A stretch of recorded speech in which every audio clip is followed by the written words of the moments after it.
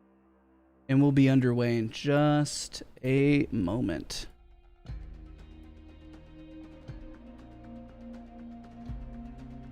Just want to make sure I can showcase a scoring whenever it happens, but I'm not picking up on my end.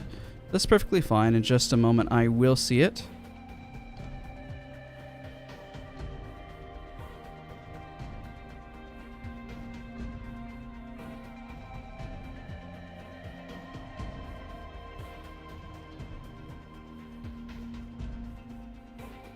This is a great moment for you guys to grab a snack, grab some water, get ready to come back because we have a very, very busy and hot day today for Apex Legends. Hope all of you guys are excited. I know I'm excited.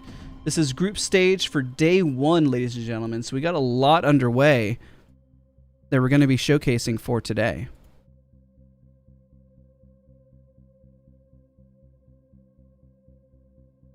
Let's see if that's going to show up.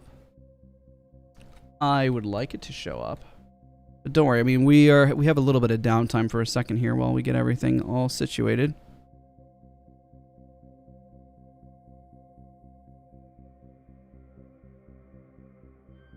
And if it doesn't, that's not a problem. We will be right back with this, but I will break down the scores for you guys verbally for now. I will fix that in just a moment.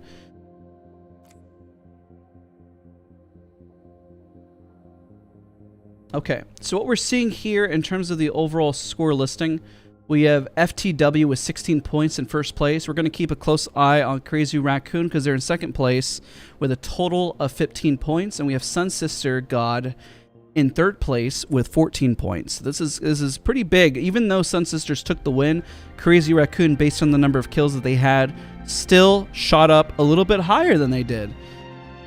Daikin has 11 kills in 4th place, and FLK, despite them coming up in 10th place, they did have a lot of kills. They're in 5th place with a total of 10 points.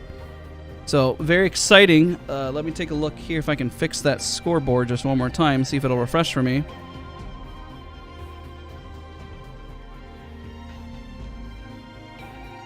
I would like it to.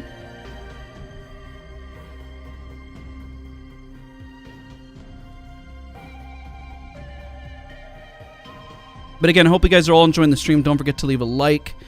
Every little bit helps support what we do here on the channel. We have a lot to unpack for today, and we're only in game 1 for today.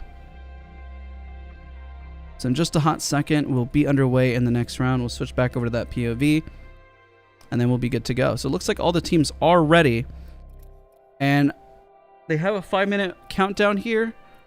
So in just a moment, we'll be underway. Of course, NHW, appreciate you.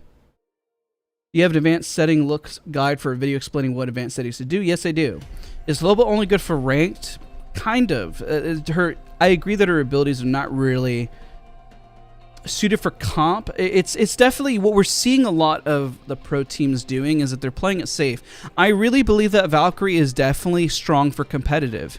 But the issue of what we're seeing is that with so much money on the line and it's such a new legend to kind of push into the meta, it's a little scary to do. It's a little unnerving, if you will, to make such a drastic change because you don't really know how a lot of these tournaments are going to go.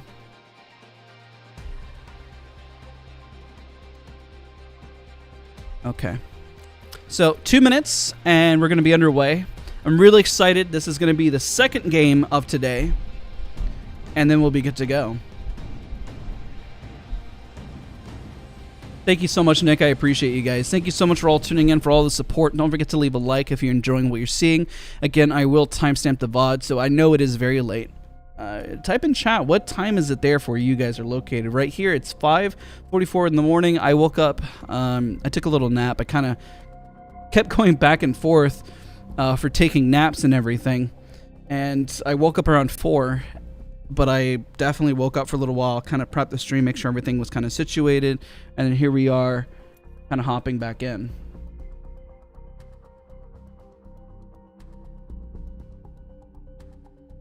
To again break the scoreboard down for you guys verbally, and I'll pin it for you guys actually, that's what I'm going to do.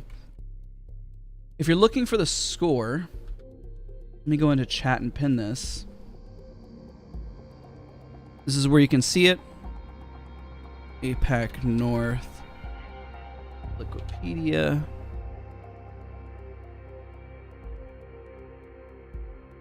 Scoreboard.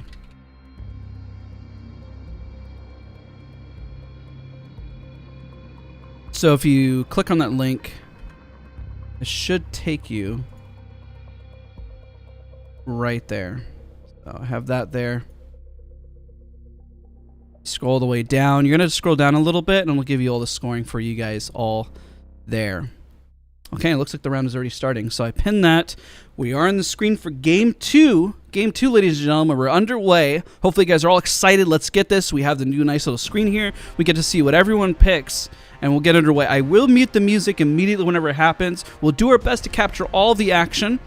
The hard part, again, is that we're seeing teams play a lot more passively that I'm accustomed to, especially for APAC North. Usually we see a little bit more aggression. Teams are playing it pretty safe. We have a lot of Wraiths already being selected. We have Gibraltar being selected. We see less crypto than I'm used to seeing for APAC North. It usually is a lot more dominant within the scene. But, and there we go. We're definitely seeing mostly Gibraltar, Wraith, and Bloodhound as the predominant picks for APAC North. Which is understandable. You got to play it safe. You got to play it safe. I can respect it. So the screen is going to lag for just a second. Don't worry. I'm just making sure I got all my team listings over on my part of the screen. And we'll take a look at where teams are going to land. Crazy Raccoon should be taking the infamous Sorting Factory spot. Let's take a look at FK and see where they're going to land to. FK usually takes... We'll pause the music. I apologize. You definitely don't want that in the background. And here we go. Let's see if we see any 50-50s. We're seeing a lot of teams play it very respectfully. They got that down pat. Look at that. There's that scan. And there, for all of us at home watching, we're immediately going to know where the zone is. The zone is pulling to the thermal station, which is where Team Egg usually plays. Let's take a look. Well, Team Egg, excuse me. Team Unite. They did get signed. We talked about that just a moment ago. What's also interesting, of probably why we're not seeing as many 50-50s, remember that teams do land now with their armors. And they do have a bit of healing situation, which definitely changes things up quite a bit. So it definitely cleans up the loot pool, which is a positive change. Respawn is always making a lot of positive changes in for the tournament. Helps on the tournament side, helps from the pub sides, and also helps with the overall integrity of the game. So a lot of positive adjustments, and Respawn has been very much on top of it, making adjustments very quickly. Even with the bow change, technically the bow change came just in time from what we're seeing with the tournament. And look at that combination of what we're seeing, the EVA 8 with the R301. Let's see if we're seeing any damage already taking place. No damage, just shots at the moment. Yeah, clicking, make sure we didn't miss any damage, but not a single bullet has been taken into account on the lobby. We'll make sure that highlights are enabled so we can see where anybody is moving, what adjustments are taking place. And we're not seeing any 50-50s. Oh, actually, let's take a look over here. We got Warabi already into an early fight here, but I don't think they're really going to commit on this. I don't think they're really going to commit on this. And tagged above, above, by the way, on the APAC North Wikipedia scoreboard, you can see on Wikipedia that they have the scores being updated as we keep going. So right now we're going to keep an eye on Crazy Raccoon. We have FTW with 16 total points. We have Crazy Raccoon with 15. Sun Sisters with 14. Daikin's team with 11. FLK at 10 total points. Those are our top 5 teams. Those are the teams we really need to keep an eye on for today. I'll keep a close eye on Crazy Raccoon and FLK just to kind of start. And GTSR, not going to lie, they also had a pretty stellar performance coming in pretty early on, and Crazy Raccoon already getting to an early fight here. That's the first shots pretty much taken in the lobby. I mean, well, first bit of damage that's already connected, and they're already rotating around, utilizing the jump pad, and there's the damage to reciprocate right back. Wonder if they're going to get hit by that bow, and nope, no bow shots connect. And Selly rocking a nice skin from the Battle Pass. That's one of the new Wraith skins. Gotta look nice as you're flying across the sky, right? Oh, we do have a solid shot from Reignite. It was a shot from a distance. I don't know if he's going to get into another fight here or what's happening. They did just the cleanup. It looks like they got a snipe from a distance from the Sentinel. Looks like they caught him out of rotation. They try to chase. We'll have to keep hot tabs on Reignite here. Reignite always making some solid plays. I'm going to loot over there. Listen, let's move here. Right now, we do have teams all just fighting for the zone and for the center of this. We do have some teams that are about to get into some nasty spots. We do have some shots happening here by Crazy Raccoon, but it looks like they're just going to rotate right back into the build. I don't think they're going to push that. This is going to be the fight that we're worried about here. Just came back just in time. Try to predict that one, but I was also a little worried about Crazy Raccoon over there in the corner. Junkie rocking the longbow. Now that we see the triple take is not in play, he was always running the triple take, what we've seen in prior tournaments, but he is throwing away the longbow immediately and taking that bow check bow right away. I think the bow check bow definitely has a little bit more consistency comparatively. Let's take a look at this fight by Ice Cream, taking some initial shots, trying to keep teams at bay. We do have a lot of teams about to get into some early fights. We still have 20 teams remaining. Only 3 people have been knocked out so far.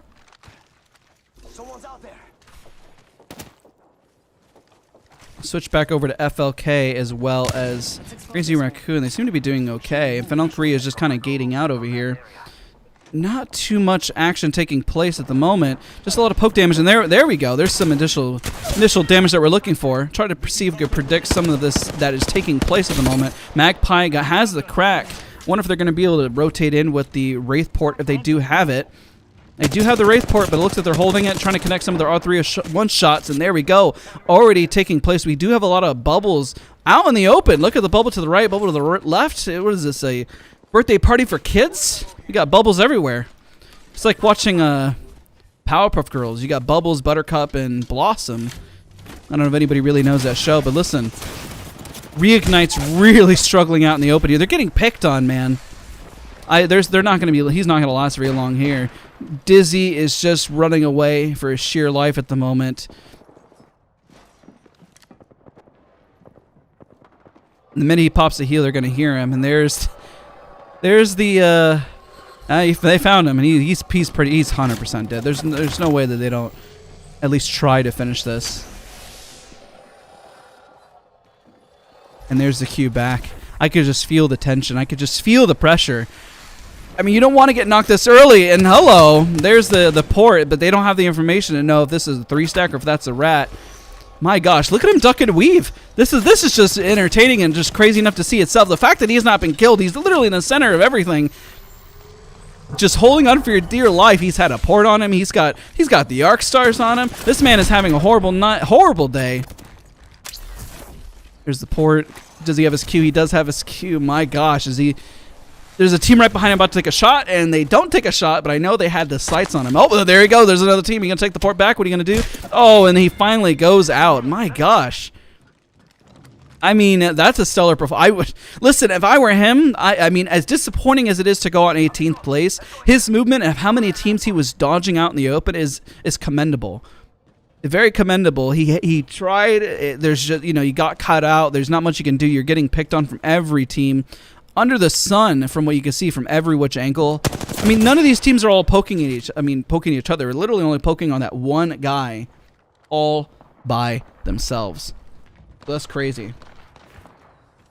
So who won game 1 was Sun Sisters. Sun Sister God won game 1, but FTW is actually in first place. There's the crypto bomb that just went out for the extra damage. And we're seeing some Gibby bubbles going out. We got a fight here by Ali9. They do have the Volt, and they used their bubble already. He's going to pop a Phoenix. I don't think he's got enough time to really pop it. And he's holding the angle here. Only pops for 22 damage, but they're getting shot from a whole different angle from the looks of it. And there's the pressure. They do have one down, but unfortunately, this is going to be mostly it for them, and they back right out of the situation. That's a messy fight, to say the least. Good 8 squad. Now has this is not a bad angle to have, but you are the center of attention for everyone to pick on you. It's just like high school.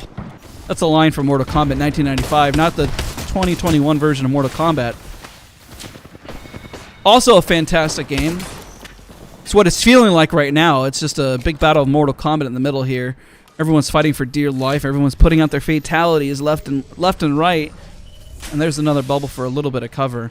I think they should have held it, but nonetheless, I mean, when you're feeling that pressure in the center there, it's very respectable of everything that's taking place. So let's take a look at this team is already wrapping up their fight. Let's see if he gets his bat off. They're just getting picked on from a distance. I don't think they actually got to push on them in time. He does have a gold bag. Can he get this res off? He only has a few more seconds left. If he gets the res off, it will be a strong 2v1. That gold bag came in clutch. His bubble is out. If they can connect a nice massive shot, they might be able to pull this out. And there he goes. That was a 2v2 situation. This is looking pretty solid from A2 Esports. There's the bubble. They need to not get greedy on this. And there's a swap. 2 cracks. Oh, but not enough, unfortunately. SG coming in clutch, so they're going to take that gold back for themselves and go immediately for the res. And there he goes, flying away. Going for that nice little res. Let's take a look at who the kill leader is of the lobby. So Flora is a kill leader with 3 kills. Flora squad going for the center, making a push on this play. Coming right just in time. Let's see if they're what is their play? What is their mindset here? I think they were trying to do some poke damage. I think they're tired of playing a little passively here. They know they got to make a play, and they were trying to make a peek, but it was not enough, unfortunately. Don't forget, ladies and gentlemen, if you're at home, to take a sip. Hydrate. I had to remind myself, sometimes you're talking up a storm, literally one person driving the camera, moving everything around. You know, one team we haven't heard a lot from is Crazy Raccoon this round. They've been chilling in this corner here, and they do have this hard gated, and Sunstitcher is right behind them, which is a team that definitely knows how to prioritize their positioning and play to their advantage. They do have a triple take in hand, and they are trying to... Oh, nice shot by Sully. Look at that. My gosh, we're getting pretty lucky what we're seeing, some of the action here that's taking place today. Loving the fact that we're capturing this all. And it's all about prediction, ladies and gentlemen. Sometimes, just as much as a caster driving the camera, you have to predict where you believe the action is going to take place. And sometimes you're right and sometimes you're wrong, just as much as a player would. It's why I really enjoy casting, personally, because I play a lot of Apex. And you after playing a lot of hours, you can really predict what's going to take place and what's going to happen. We do have a lot of teams fighting down below here. 46 damage. Sometimes, you know, the triple take can land for a total of 69, which is some nice damage there. And looks like the team already pushing to the center. Ice Cream rotating away immediately, but as you can tell, is getting picked on by Sully from a distance. Are they just going to give him the spot? Yeah, Flora looks like they just kind of got it for free, which is not bad. They scanned up that beacon, and Crazy Raccoon is just kind of chilling. He's burning through his triple take shot, so that's okay. Looks like he's just trying to get the damage in. I wonder if Sully's going to trade armors here in a moment once he levels this up to see if he should level up his teammate's armor to purple first. Or if he's just going to hold on to it and get himself some red. We'll see. A lot of teams are starting to feel the pressure. Realistically, the only teams that are going to fight are the ones here that we're about to take a look at. You really should have missed a whole lot. And there's the port in. There's the arc starting to put some pressure to get them to back off.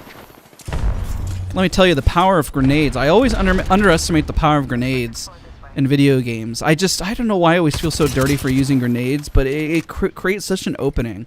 And the biggest advice and tip is always have nades in your pocket. It's enough to put the pressure to get a team to fall back. It's basically free damage into the encounter without really having to sacrifice your positioning. And there's a Gibby bubble. He's pushing up. They need to find an angle. But he's not finding his angle, and he takes the port immediately back. Wants to take the port. That's a clear signal. My gosh, of just kind of giving up. That's the downside of taking that port, and there's a third-party rep behind him. This poor Bloodhound is just getting caught out in the open. He's just going to YOLO himself away, find his angle. There's that nice movement, though. And there's a scan to see if he can find him out. LFT is definitely backing off from this gunfight, but let's take a look at GTS art. They're looking for that kill point, but is it really worth it? Oh, well, that answered very quickly. Yes, it was worth it.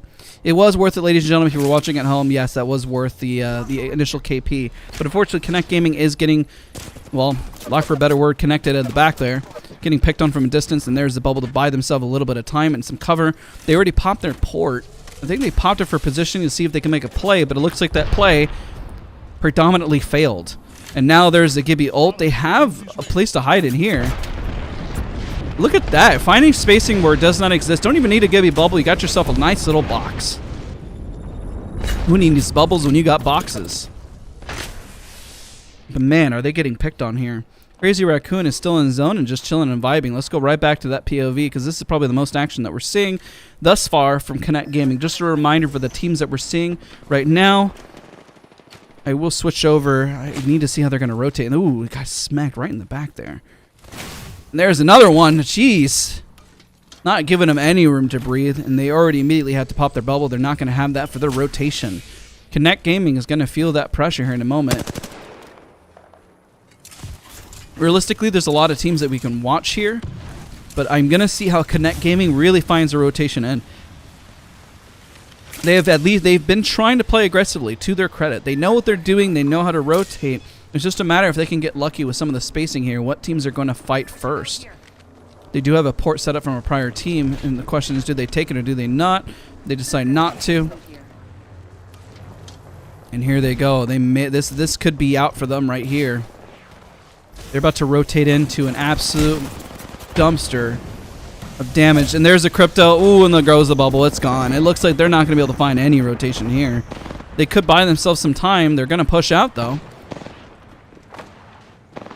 And there he finds him out, and Connect Gaming does go out of the lobby. Let's take a look at Crazy Raccoon from what they're looking at. They're sitting pretty comfortable in the center. Let's take a look at Flora, who was in the center, now has a total of 5 kills. We'll keep a hot eye on them. Usually, like I mentioned before, when a team is hot, they are hot. And right now, they're looking pretty good and pretty solid. They're getting into the action already. They have 5 total kills, more than that, actually.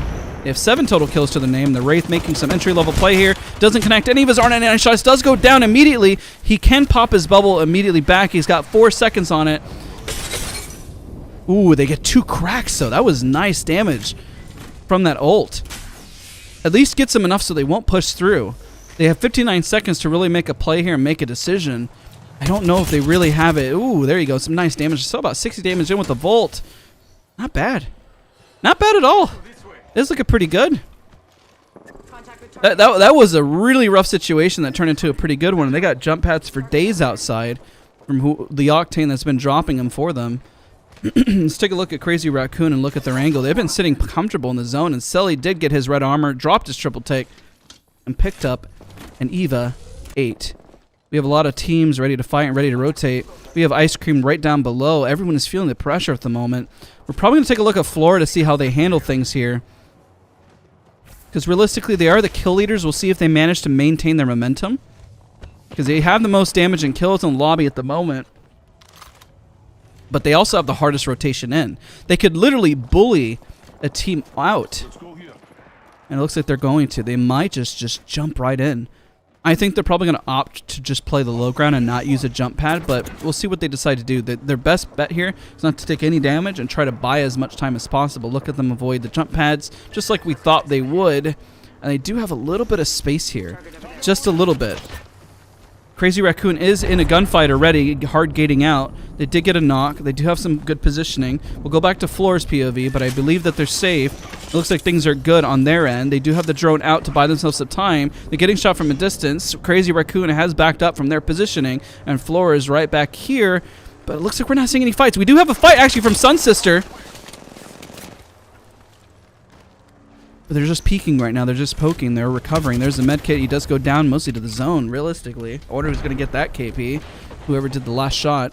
And Muscle, not really being the muscle for a squad at the moment, but commendable. He just got shot by the wingman. It was surprise damage from the other team that they were fighting with. And Crazy Raccoon coming up. And Sully's POV, he backs up just because he knows that he took a little bit too much damage. Make sure they're not getting thirded. That is this fight worth it?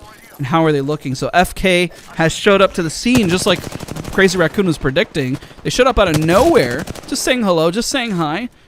And boom, bada boom, and here they go, rotating right in and going for the cleanup. And c'est la vie. Crazy Raccoon. Let's take a look at Flora, how they're handling their situation. They do have bird's eye view in the sky. It looks like they're not really getting picked on. Team Egg, which is now Team Unite, is getting picked on from a distance. They have a hard rotation in. There's a Phoenix to go out. Let's take a look at Crazy Raccoon's POV. We're not missing any action over here. They have the center, man. Look at where Crazy Raccoon is located right now. They have the center, and they're looking really good. Every team in the lobby has to rotate into them, and I don't know how these teams are going to do it. Realistically, and Crazy Raccoon has to be very careful about their positioning here because everyone is going to fight for it. And this is the initial fight that we're talking about. Selly has to pop his Q. Does go down. Not looking good for Crazy Raccoon already. This is exactly what we're talking about that was going to happen, where everyone is going to push in from every angle. They're doing their best to hold as many angles as possible, but realistically, you have way too much to worry about. This is a lot to worry about. With Selly going down so early, he had the biggest armor, but now at least Zetter does have red to fight back. We'll take a look at Crazy Raccoon's full POV here. Let's actually take a look. Switch over to the kill leader's POV. Looks like FLK is really doing the one that's hard gating, doing the most damage here, and they're running an Octane, if anything. That's crazy to see. And they're coming in, and they're mopping up. Look at that EVA 8 damage. Just slaps them. Just deletes them from the lobby. Dogma, showcasing what it means for the word dogma. What a great movie, by the way. Matt Damon's a part of it for educating those at home who love movies. And also Apex Legends. And now they literally have the position that Crazy Raccoon did have. They have the most kills in the lobby at the moment with the most damage, and Octane really showing up in the tournament for today. And while there is some fights breaking out over here, let's take a look at that push. Floor is really right down below, and there's just an absolute madhouse of damage going out, and they're just shooting at him from down below, and the Crypto ult does go out. And we do have Sun Sisters picking on him from a whole different angle, from a whole different distance here. What a mess, ladies and gentlemen. Whew, what a mouthful, what a mess, and what a night, and what a day. And this is a team rotating right on the right. He's not aware of them rotating here. Or maybe he is. They're right. He's right underneath them. They could literally crawl up, and that would be an absolute nightmare. Let's take a look back at FK. I think this game is going to go to FK, to be honest. If they hold their position, they play this right. We'll hold on to their POV because they are our current 5th place. They're going to shoot up to 1st place if they really dominate this the way we believe that they're going to. They got a nice triple take in play. They got the poke damage. They've got the damage. Trust me, Jung-hee, this man with a triple take does wonders. He does amazing work with it. I've seen him many times. It's very admirable. I can speak today. Hopefully you all can speak at home as well. Appreciate all of you guys for being in the stream. While things are getting pretty intense, don't forget to leave a like on the stream. Can someone explain to me what was this? This is live, by the way, Noodle. This is a live stream of Apex Legends Championship. This is day 1, Group C versus Group B staging.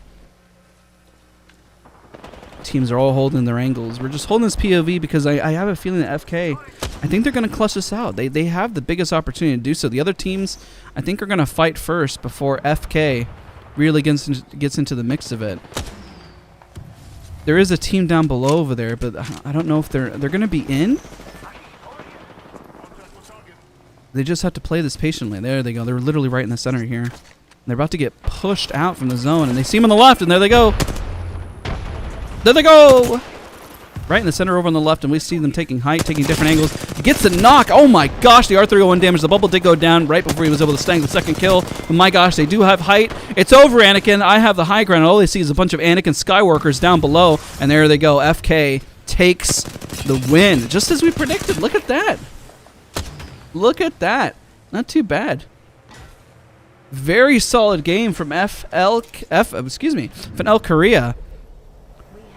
What I like to see, this is a team that I've seen perform really well in the past, and it's exciting to see them continue to take things up to another level. I can't timestamp because it's live. Yes, correct. You can go right back. This is live. We are still commentating. It's on a 5-minute delay, by the way.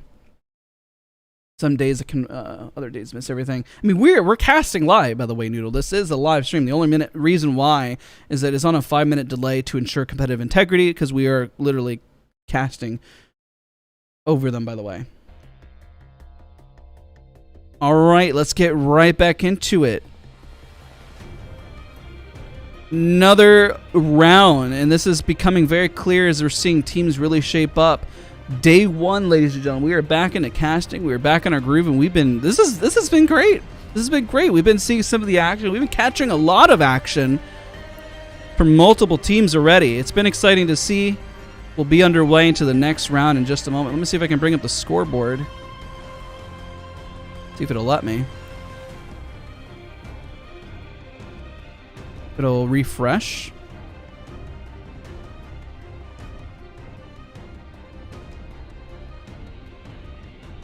All right.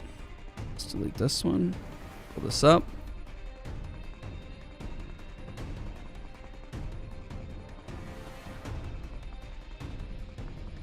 For some reason, it just does not want to pull up my Wikipedia page.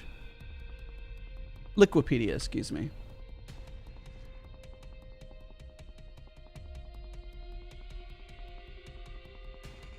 Which is perfectly fine. Everything, you know, stuff happens for you. It's a great moment to grab yourself a snack. Ladies and gentlemen, this is a great moment for it. See if I can bring up. I do have it pinned right above for you guys as well. Just want to make you guys aware of that. That it is pinned above for you guys to see the scoreboard. 2 seconds here. Switch over to game 3. Actually, let's...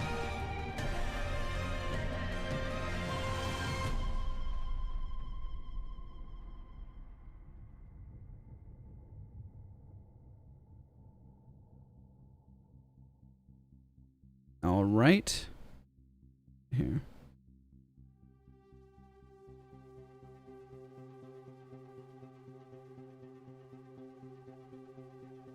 Taking a look, making sure that this is,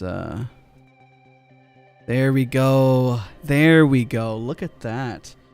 So now we have the scoreboard here so we can talk through it together, ladies and gentlemen. This is it's also listed above. Once this is updated fully, we'll take a look at everything here and we'll break everything down. We're not seeing Valkyrie, ladies and gentlemen. We are not seeing Valkyrie in play. So it's very interesting. Let me switch back over to game 3 because we are going into our journey of game 3.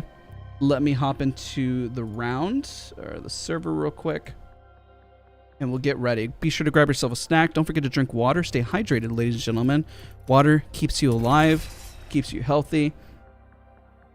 But a lot of great stuff. Hopefully you're enjoying the stream. Don't forget to leave a like on the stream if you like what you're seeing. This is because join us. We're going to be back again tomorrow for day 2 when we see the next set of groups continue to play and we go into day 3 and day 4 for the following week. This is a great journey for us to be a part of together. I really appreciate all of you guys for being a part. It means a whole lot. So again, we're seeing teams play it safe. We're seeing the consistent Wraith. Wraith, for having low profile removed, is making a stellar performance with her portals and for her plays. It almost feels like we're watching classic Apex Legends. It's like we're watching classic Apex Legends. The only thing we're missing is a Wattson and mostly the Pathfinder. But still, we're seeing Wraith back in S tier, which is what we predicted. Listen, I'm not a Wraith main. I happen to be a Wattson main. It's unfortunate to see our girl kind of pushed out in the meta, but we'll see. Things could change. Things could change. It's exciting to kind of see the adjustments of what we've been going. Fantastic squad. Everyone should be proud of their performance of what we're seeing so far. Every pro player, everyone in this lobby is top tier, ladies and gentlemen, just so you're aware. There's a lot of talent here. A lot of talent. So anybody who's playing at this level that you're currently watching deserves to be here. There's a lot at stake here. There's a lot of pressure. And for some teams, this is their first time playing at this level. This is an S tier level tournament for Apex Legends, and everyone should be proud to be a part. And as you can tell from the skins, from what you're seeing, the prize pool has been skyrocketing for Apex as well. Within just a few days, the prize pool has just skyrocketed. Everyone, and those skins are fantastic. I need to get them myself. I know in the main screen, you know, calling myself out, I need to grab those skins as well. So, ladies and gentlemen, we'll be sure to grab those skins when we get a shot. Well, let's break down the scoreboard in just a moment here. You're going to see the game and screen lag for just a moment. Let's talk about some of these points. Well, once they're fully updated, and we'll kind of break that down and talk about the teams that are in first place and so forth. Ladies and gentlemen, thank you guys so much for being here. It is now, what time is it for all of you guys in the world? It is, what time is it here? 6:14. How am I doing? I'm doing well. I woke up, kind of adjusting. I got waking up early for Saturday and then also for Sunday. This is going to be a back-to-back overnight kind of call for all of us. So it's kind of in the middle of the night, quote unquote. I've been up. I kind of went to bed around 8, 9 o'clock and then woke up around midnight, kind of prepped the stream, make sure everything was set, went back to bed, and here we are. Boom.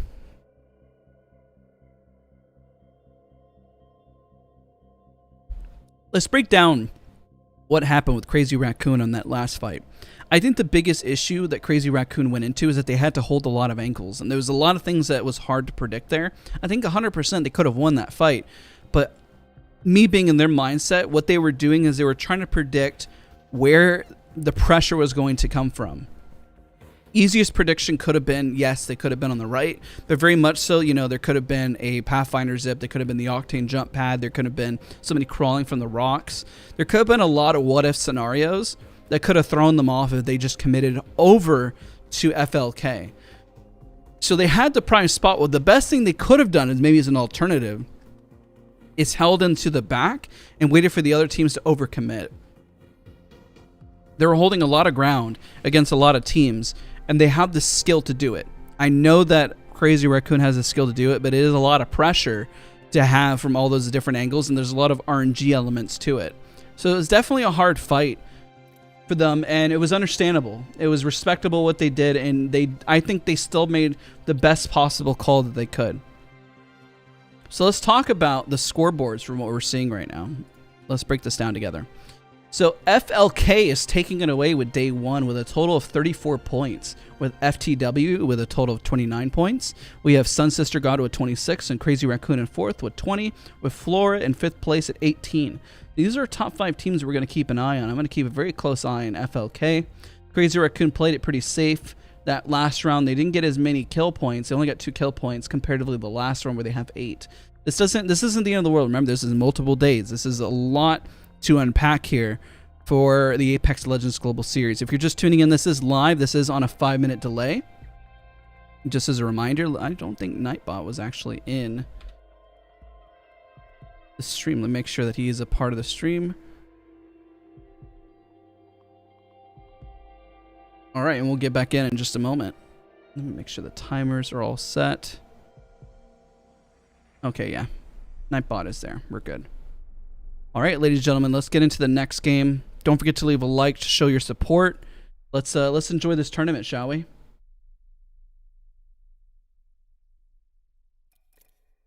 Grab yourself some water. This is a big day. I'm excited.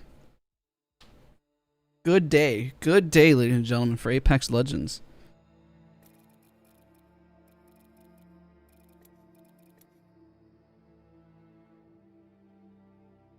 We saw the scoreboard just as a reminder as well for if you're just tuning in. 1 5-minute delay on stream, so we are casting this live. Once this is done, I will make sure to timestamp every piece of the VOD. So we're 2 games in, and we're about to go into game 3 from what you see so far. Now, this is still anybody's tournament. FLK could get knocked out pretty early for both the last 4 rounds. This is pretty early on. So I appreciate all of you guys for being a part, watching the stream. We have a lot to unpack here. We're not seeing Valkyrie in play.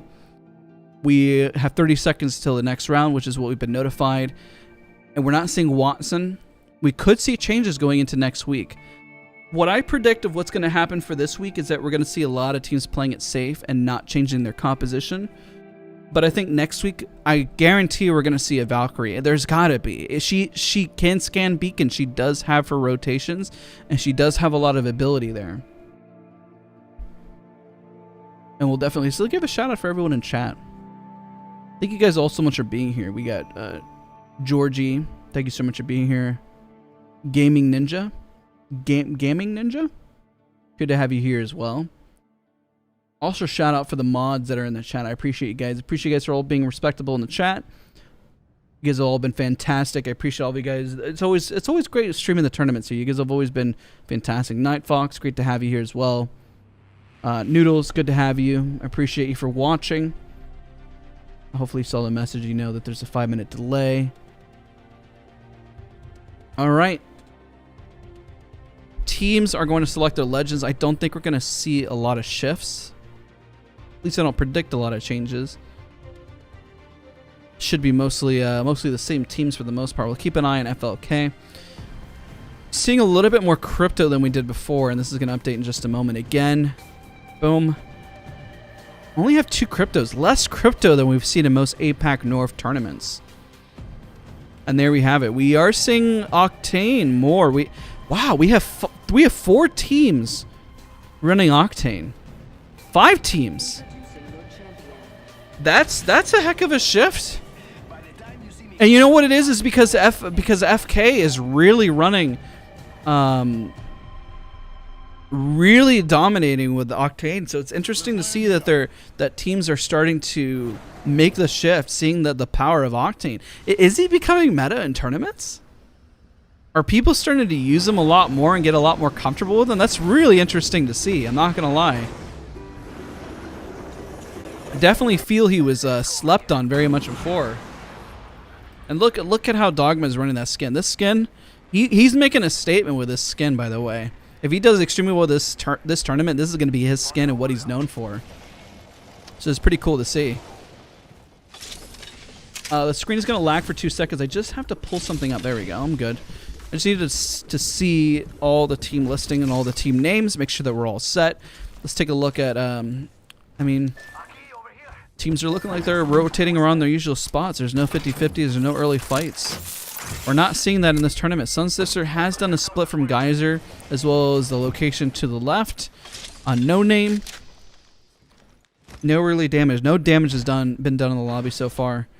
Just everyone's kind of going through the normal loot pattern, which gives us a moment to kind of breathe and kind of sink in everything that we're watching. It should be very noted how much pro players know these maps and how much they know where loot is in the rotation. There is, at the start of the round, there should be no hesitation of where to go in terms of getting your loot. You'll see them move around the same exact spots consistently, grabbing all the loot that they need. The only reason to make an adjustment is if a team calls that something is going on, to be more careful of, that they need them, and there's the Volt. Look at that. Volt and the EVA 8 making the big plays just as we predicted. People were knocking me on my tier list saying that the Volt and the EVA 8 was not S tier. Listen, the EVA 8 is consistent damage. When you're a pro player, the biggest thing you're looking for is consistency. No matter how good or how talented you are, the consistency is always something that you're looking for. It's kind of why most pro players are on a lower sensitivity, but what you find in Apex Legends is that most pros will run a higher sensitivity.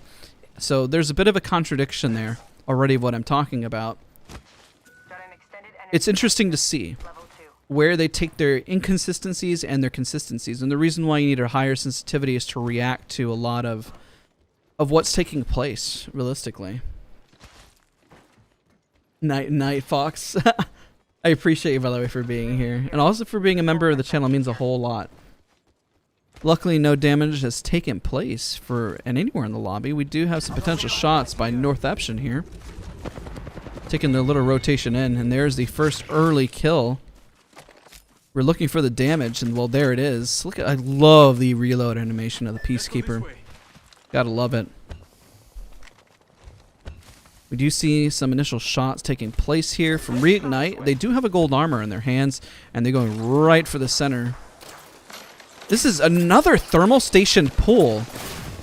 Oh my word. And this is, even though they went for the ballsy push up there, unfortunately, it definitely spelled death. I don't think they knew just how many people were in this area, and all they can do at this point is try to recover. But man, that play, unfortunately, just did not pan out. They got just absolutely decimated on the rotation in. They do have the gold armor. He doesn't have his Q, so if he gets shot here, he's going to be caught out of position, which there he goes. He's just trying to dodge. Look at that. Look at that movement. Just stops and starts just to get thrown off, and there's the res. They do have a little bit of time. There are no teams in the area except for good 8 squad, which if they hear this res, I wonder if they'll push on this. I know they hear this res. They don't necessarily have the armor situation to push this. They're running 2 white armors and a blue, which is not looking too solid for them. Let's go over here. Yeah, I don't think they're really going to push this. We do have Unite already making a push, trying to catch this team out, and there's a scan coming out from Legetta. They're breaching this building. They're not giving any room to breathe. And there's the nades, and all they got to do is push. He did get hit by his own nade, which isn't good. There's a crypto ult to go in. Bought him a little bit of time with the crypto ult, but not enough. And there's the ult to just push him right back. And Unite did try to make a play on this, but their defense is looking pretty solid. This is a full purple armor squad versus a team full of whites. So I would be shocked if Unite did not make an additional play on this. Fortunately, they are getting rotated on and pushed on yet again. So I know they're begging to get into a fight here. They have the armors. It's just a matter of can they find an opening? Where is their opening? Their opening is just not really there. And what is going on with FLK? FLK is already out? That's not good. They got mopped up extremely quick while we're on this fight, checking out everything that was going on here, thinking that this is where the fight was going. And FLK, ladies and gentlemen, is already out. This is our first place team that was before, is now out first. They're pretty much going to lose that first place spot to FTW. Crazy Raccoon showing up to the party over here, taking some initial spots. Question is, are we going to see a little bit of action here or not? We have a lot of teams rotating, and we got a lot of cracks, so we have teams picking on it from both which ways, but we're not really seeing the action that we're hoping for.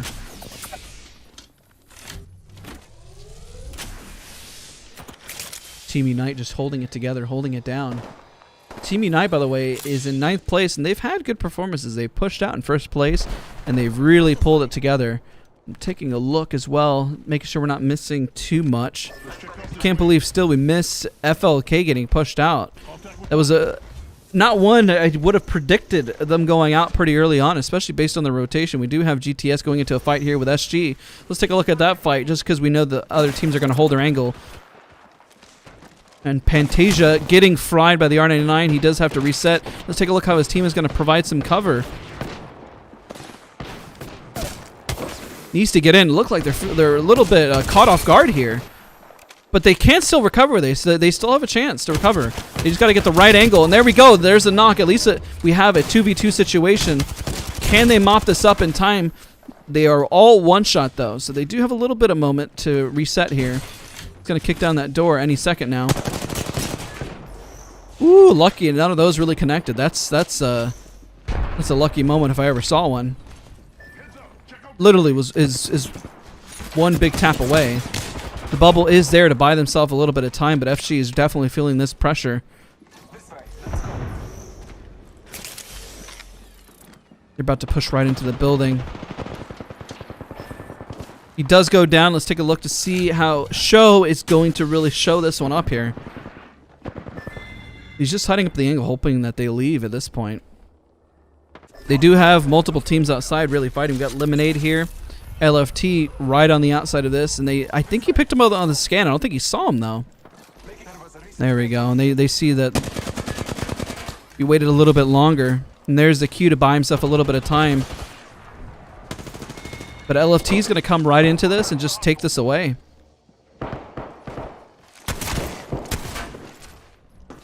Listen, if he clutches... Oh, man. Never mind. If he clutched that out, that would have been a phenomenal play to see from that team. A phenomenal play if they managed to clutch it out. And all these teams over here, nothing has happened here. Oh, there we go. Maybe something actually finally is happening. Sun Sister God is out, which they were in 3rd place before by Flora coming in for the nice mop up there.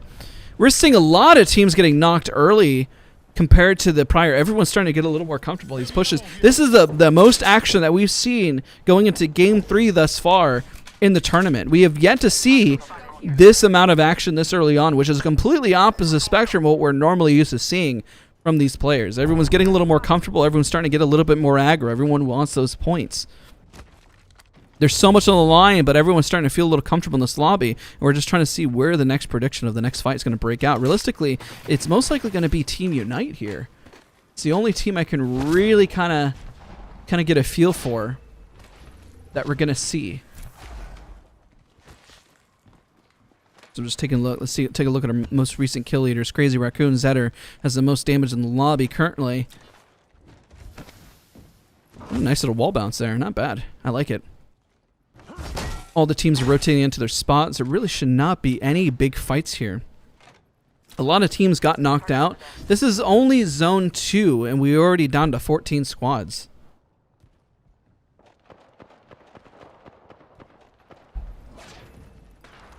I think we're seeing a lot of teams play less of the edging of the zone, and they're fighting more for the center of the zone, which makes sense with so much money in the line of why we would see this change in adjustment. It's respectable. Most teams aren't edging to go for those kills as they normally would. So everyone is going right for the center of the zone. It's why we're seeing so many early fights, because everyone is just running to the center. But now everyone kind of has their spots. We do have like 1 or 2 teams kind of edging. Realistically, the only fight we really can see is happening from Connect Gaming here. They do have some decent armors. They do have Ali9 showing up right behind them in just a moment. We'll have to see where this takes place. I'm taking a look at the leaderboards, making sure we have all the scores, and I know where we're going to predict where the potential next fight is. They're going to zip up here. Let's take a look at the patience that Connect Gaming is going to potentially showcase for us here. And there's the patience that we were discussing. They get the early knock, and this is some big points for them. They do get ulted out, but they at least connected some kills. But they need to be careful here. If in all reality, if they get too much of a sandwich, they let the team right behind them recover. They could gate this, but at the same time, this could also spell death for them. So it looks like the right call definitely was to go for the zone there. Hopefully the zone puts enough pressure, but I don't think they're going to connect those kills, no pun intended, from Connect Gaming. But they are going to get into a massive firefight here. I want to switch over to the POV. Okay, Ali9 is going to be switching around. They're rotating on the north side, but Connect Gaming does have this angle here for themselves. No team in the center down on the bottom left, so don't feel like we're missing any of the action down on the bottom left. All these teams are just going to hold. If we did see a push, oh my gosh, it would definitely be a strange one if we did see one, but this tournament has been so interesting thus far, of where teams are starting to get comfortable and what they're starting to do. It's been a little bit harder to predict than I'm used to comfortably saying, to be quite honest. Usually this is a little bit easier to predict because, I mean, this is what happens when you feel pressure. It's like when you're watching somebody do free throws, right? What something would be so simple to do before now becomes the most complicated thing in the world to do. You ever been extremely nervous, you try drinking water and you forget how to drink water? That's what it feels like. I've only known that because I've done many shows and I've performed many times in the past, but like doing a simple task, you all of a sudden feel like you can't walk anymore. You ever walked in front of your crush and all of a sudden you're like, I've forgotten how to walk? That's essentially what goes through the mind of, ooh, there we go. There's a jump pad, but unfortunately, ooh, man, it's almost got that knock there. Just need a little bit more damage, and he was going to pop his ult, but decided not to. I mean, realistically, there's not much they have to worry about. If they save the ult, it's better if they save it for the rotation. It's not that they're going to get run up on out here. They're really on the outskirts from what you can see, and they do get for that cleanup, which is not bad. We do have a bunch of teams still picking on. We have eyes in the sky, and you can see all the teams kind of fighting for their overall positioning here. Make sure to turn on highlights so you guys can see all the teams that are fighting on the various angles to give you guys a better POV. And we do have a lonely Octane all alone in the world here. Jump padding his way to success right across the screen. Crazy Raccoon still has the most damage and kills in the lobby, which is kind of crazy to think about. LFT about to change that here. My gosh, have we seen a lot of Octane. And there's a jump pad away, trying to get himself some positioning. There's the bat. It's been interesting to see how much Octane has been a game changer in most of these pro fights. It's like having a bit of a horizon in play, but also having the increased mobility just to get away and reposition. It's having, and it's crazy because this LFT is not even running a Wraith, and yet they do have the most kills currently in the lobby. See if he's able to connect some of these bow shots. Unfortunately, he's unable to, but he does have a Deadeye's tempo to kind of increase that rate of fire that we're seeing. We are seeing Daikin get into a fight here. Let's see if they manage to clutch it out. He does get a solid amount of damage. Does get the crack. But now a P-Star, all he can really do is just pray for his dear life that he doesn't get knocked. He's going for the center. He's going to act like a team of 3 and pray that nobody pushes him. Let's switch over to the POV from Crazy Raccoon. See how they're doing. They're doing not too bad. They're just holding their own. They're holding their angles. And it looks like Team Lemonade for LFT. I'm going to call them Team Lemonade. Listen, Lemonade 2253 has been showing up today. He's got the most kills in the lobby. We got Tappy is doing quite solid. I mean, they're looking for a team. And if you're looking for a team, I mean, this might be a team to kind of look into because it looks like they're showing how comfortable they are getting two solid shots with the bow check bow. He's going to throw a scan out. And this is a moment for them to make a play. So you'll be able to connect. Unfortunately, the bubble dust goes out, and there goes the damage that they could have. And the Gibby ult is there to counteract anything that they were going to do. It's no longer a pushable play. They lack information. They don't know where the other teams are, and they do have an uphill battle here. Take a look at Crazy Raccoon. Crazy Raccoon has been playing a lot more safe than they normally do. Crazy Raccoon sometimes edges it, but in this tournament, they have been getting lucky with the zones, so they've been just kind of holding the angles and holding the zones rather than pushing for. And it looks like Ali 9's team does go out. They are out, ladies and gentlemen. CVA. I've seen them have a pretty strong performance in the last chance qualifiers, which is why they're here today. We have two of the bubbles out, and now we're going to go for Mastiff Legends, ladies and gentlemen. Can he connect all the shots? Getting some of the damage in, but it's not enough. Come on, Mastiff Legends, let's clutch it out. Heading for the infamous 9, 22, 22, 22, 22. Not getting the damage that they're looking for. They're looking for the 77s, but all they're getting is 22s. They're least legal to drink and drive, but not enough to get enough damage and knocks. They're looking for that good old 77 and 100 or 99 damage of what they're looking for. A good 8 squad at least can recover here at the top, but unfortunately Gibraltar does go down. Let's take a look at the switch POV. Daikin's team, like before, has just been kind of riding their way to success and just holding their own, holding their angles. Lemonade is still kill leader. Let's keep an eye on LFT. LFT, just so you guys are aware, has been really showing up to the competition for today. Trying to see where they're at on the scoreboard. But they've been doing quite well. They have been doing quite well, and we'll see if they maintain this consistency with their team. We'll take a look at the scoreboard afterwards to make sure we keep hot in the action for now. Remember, if you're enjoying the stream, don't forget to leave a like. It helps others find the stream here on YouTube, so I appreciate all you guys for being a part.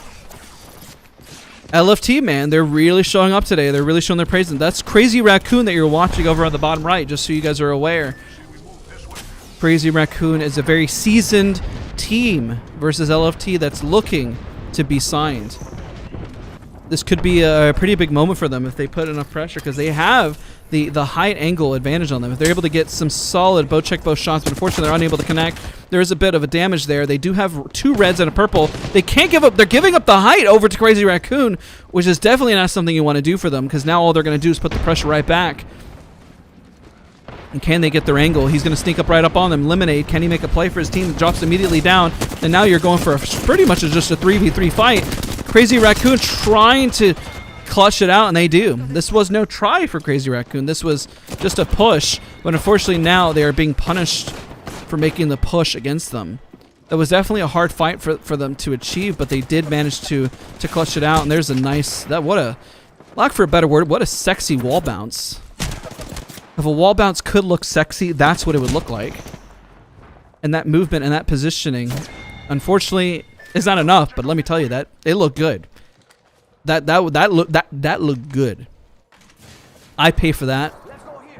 I take that out for lunch, dinner, any time of the week, because that movement, that looked good. Reignite, while they did have a hard time before at the start of the lobby, is looking pretty good now in a top 6 situation. Reignite, unfortunately, on the leaderboards has not been performing well. They were in 16th place before, but this could be a game for them to really show up and make a play. Contact with target. Is it frozen for anyone else? Not frozen. No, it looks like we're still good. Let me take a look. Let me tab out. I'm sorry it's going to lag for just 2 seconds. Let me make sure that we're not frozen. No, we are not frozen. Let me take a look. Make sure on the camera we are good. So it's laggy, and I apologize for that. Let me get right back into the action. Just want to make sure the stream was good. We are healthy. We're looking A-okay, ladies and gentlemen. So we're okay. So I apologize for that. I just want to make sure we weren't missing. You guys weren't missing the action. That's important. And so I would feel really bad if it was frozen, but it looks like we're okay.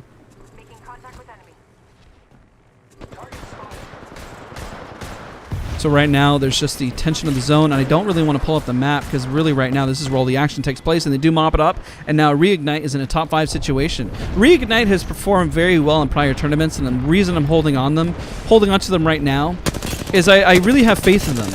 Oh my gosh, and there is the Octane push right there. It's interesting to see more Octane plays with a jump pad and the Crypto counter ult to get rid of all the bubbles. Listen, they're popping all those bubbles. All they got to do is hold here. What a smart port here just to buy themselves some time. Just try not to get hit by that Gibby ult. So smart play, smart port to buy themselves as much time as humanly possible. Reignite is really keeping their calm and composure here.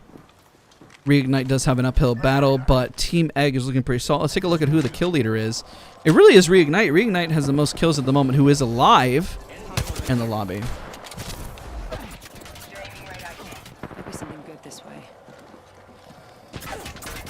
All they got to do is keep calm in this situation.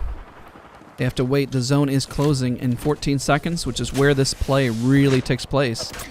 You really can't put a zipline in this zone. I don't really know. There's not much utility that the Pathfinder can do besides yeeting himself into a different angle. They do have their bubble, but their Wraith port is down. So we'll have to see what play they're going to make. He does have the option to put a zipline on the rock right above them, but he opts not to do so. And now they're going to go right into the fight. He pulls out his Peacekeeper right into his hands there.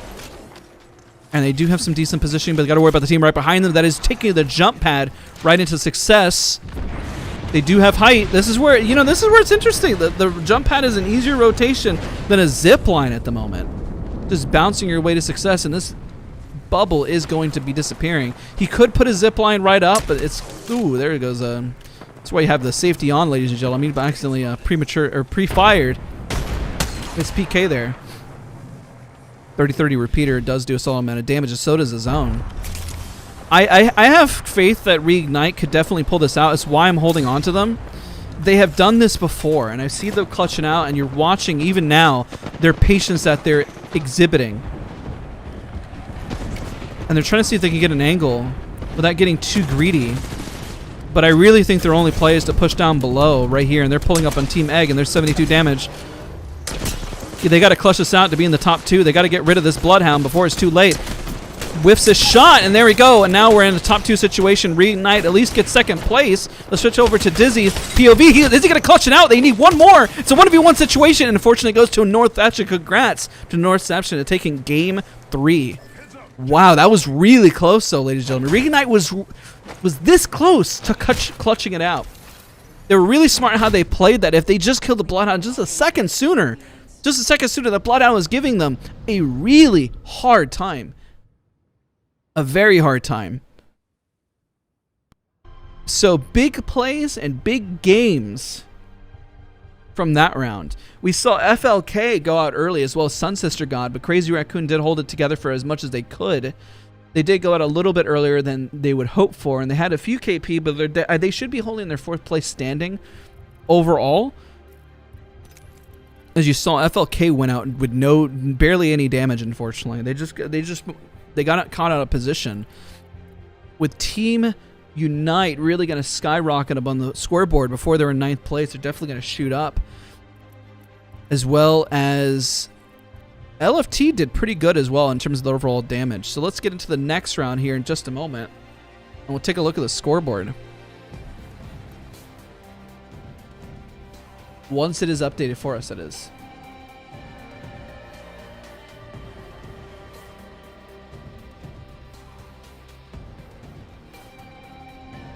So right now, LFT is doing very well. They're doing extremely well. This is Lemonade's team, by the way, and their performance is... This is a performance that you see for a team that is ready to be signed. They're doing extremely well. For orgs that are looking out there, looking for a solid team, I mean, they've really shown up, and they're performing, ladies and gentlemen. They're performing. We're going to Game 4. So over the halfway mark, we have Game 4 underway in just a moment. Let me get myself into the lobby there for Game 4. I appreciate all of you guys for watching. Don't forget to leave a like on the stream to help others find the stream so they're here and check everything out. commentator's severely down pat. All right, ladies and gentlemen.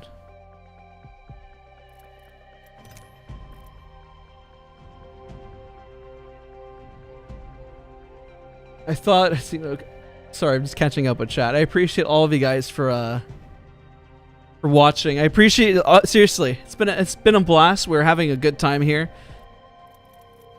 Don't forget to leave a like on the stream if you're enjoying what you see. There's been a lot here. Scarlett, great to have you. Sorry I've not been here. Not a problem, man. Listen, it's great to have you here today, and hopefully everyone is learning and watching a lot from the tournament. It's been interesting. We've been seeing a lot of Octane making. He has made the biggest plays that I've seen from any tournament with Octane. He seems to have more power than even a Pathfinder. I mean, Reignite is a fantastic play, and their Pathfinder, by the way, is phenomenal. One of the best Pathfinders that I've seen in the game, as well as many others. There's many amazing Pathfinders, but just one of many is my point. Let me make sure that the lobby is good to go here.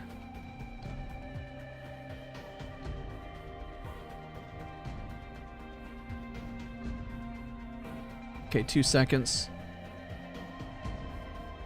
Ah, they're doing a 4-minute break before publishing next one. Okay. It is right now to 6:44 for me, ladies and gentlemen. We're about to begin here in just a little bit. They're taking a halfway mark.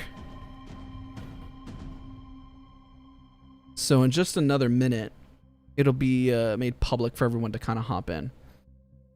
So they're just in the lobby. Appreciate all of you guys for being a part. Let's take a look at the scoreboard here. Let's talk about.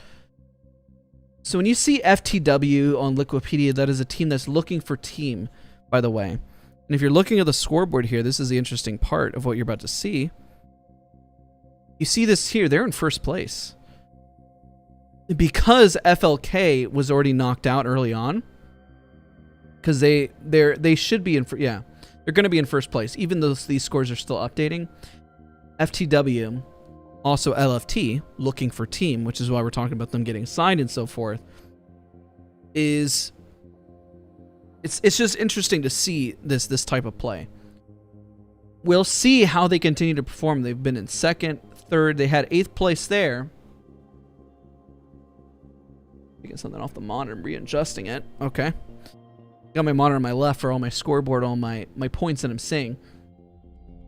Now remember, this is only day 1 of many. We still have many other days ahead of us here, as you can see from day 2, day 3, day 4, and so forth. So quite a bit left to really showcase for all of you guys. I'm really excited to have all of you guys here and what this means for Apex Legends, because we got a lot in store for Apex. So once this is updated, let's hit refresh. Let's take a look, because the scores are being updated really quickly.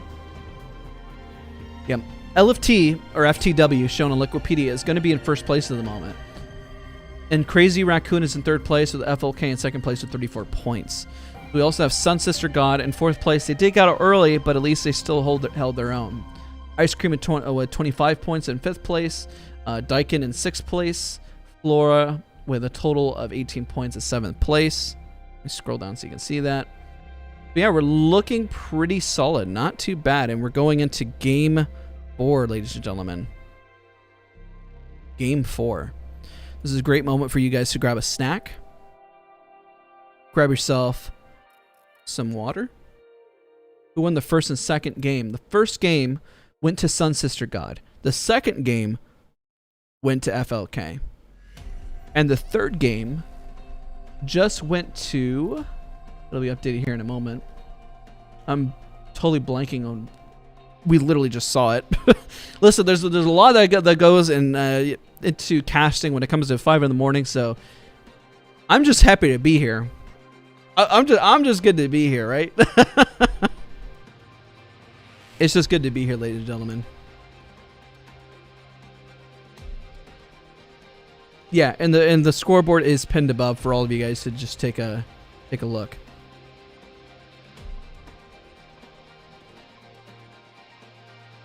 All right, we're halfway through the tournament for today, and this is a multi-day tournament and how everything is going to work. We got a lot ahead of us as well. Let me hit refresh just to see where they landed.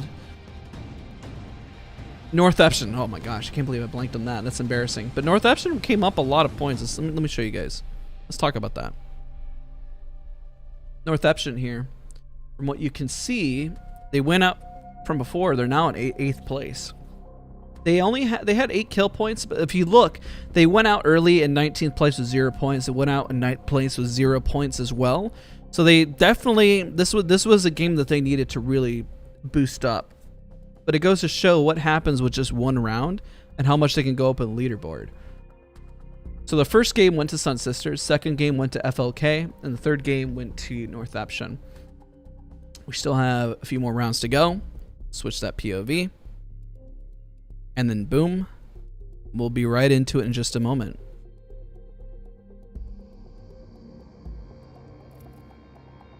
Alright guys, I appreciate you guys all for watching. Don't forget to leave a like on the stream. Hope you guys are enjoying your time. Hopefully you guys are being all cordial in the chat. Remember, there is a 5-minute delay, so I appreciate you guys for being patient. For those that are modding the channel, I appreciate you guys as well. I know it is very early in the morning. It is 6:51 in the morning. We started at 5, so we're about 2 hours in. But remember, always be nice to each other. We're all having a good time. We're all chilling. We're all vibing. But good games. Good games so far. I wonder how many teams wish Watson was played, though. I agree. I agree. I wish we saw a lot more Watson as well. Her fences are going to be fixed on Monday, from what we heard, and we'll see how things kind of shape up.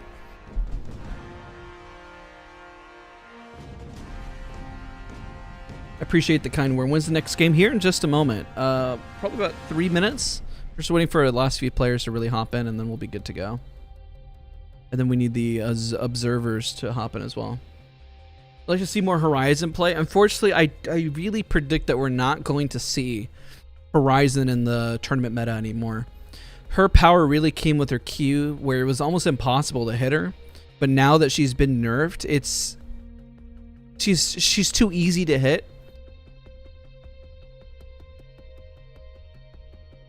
She's too easy to hit, essentially. Sorry, I just was reading something. She was too easy to hit before, and that was really the problem that surfaced. Now, with her tactical ability being nerfed the way it was, and because Wraith's low profile has been removed, because she's already a hard target to hit, it makes her just that much more viable, and that's why you see a lot more Wraiths being picked. Octane as well, even though he's had his nerf, people are realizing the power of his jump pad. I'm surprised we're not seeing as many Valkyries. I've seen Valkyrie a lot in GLL and scrims, but it seems like everyone is just playing it really safe right now before running Valkyrie because she's such a new legend. Valkyrie has the scans, meaning that she needs to either replace Bloodhound, Crypto, or Pathfinder. But APAC North is very much well known for running Crypto, and you've seen Reignite run Pathfinder. And we're really seeing how they're really honing in on Bloodhound, which is more, they've embraced Bloodhound more recently than ever before.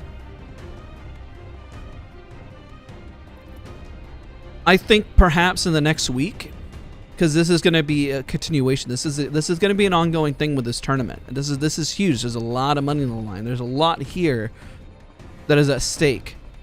And as you know, the prize pool is still increasing as individuals are buying the ALGS skins.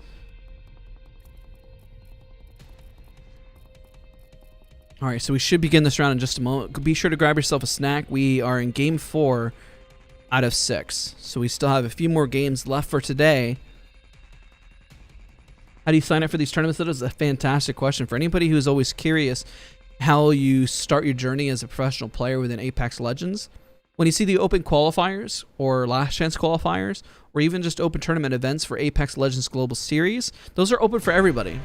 Those are open for every single person. Right now what you're watching is the culmination of everyone who's been going for those last chance qualifiers, who's been playing consistently and showing up at finals.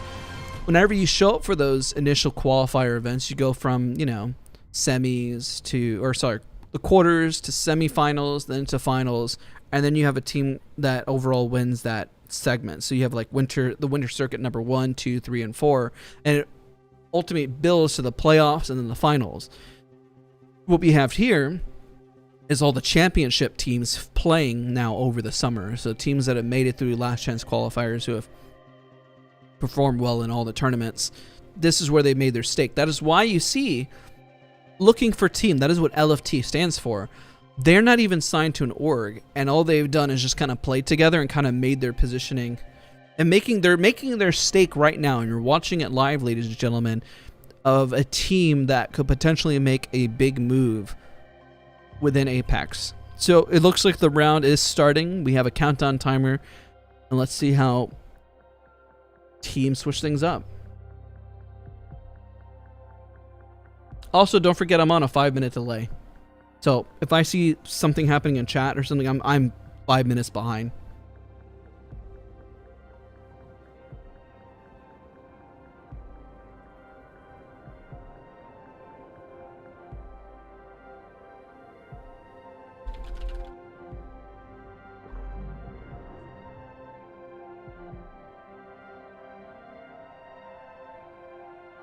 All right. Yes, Vega.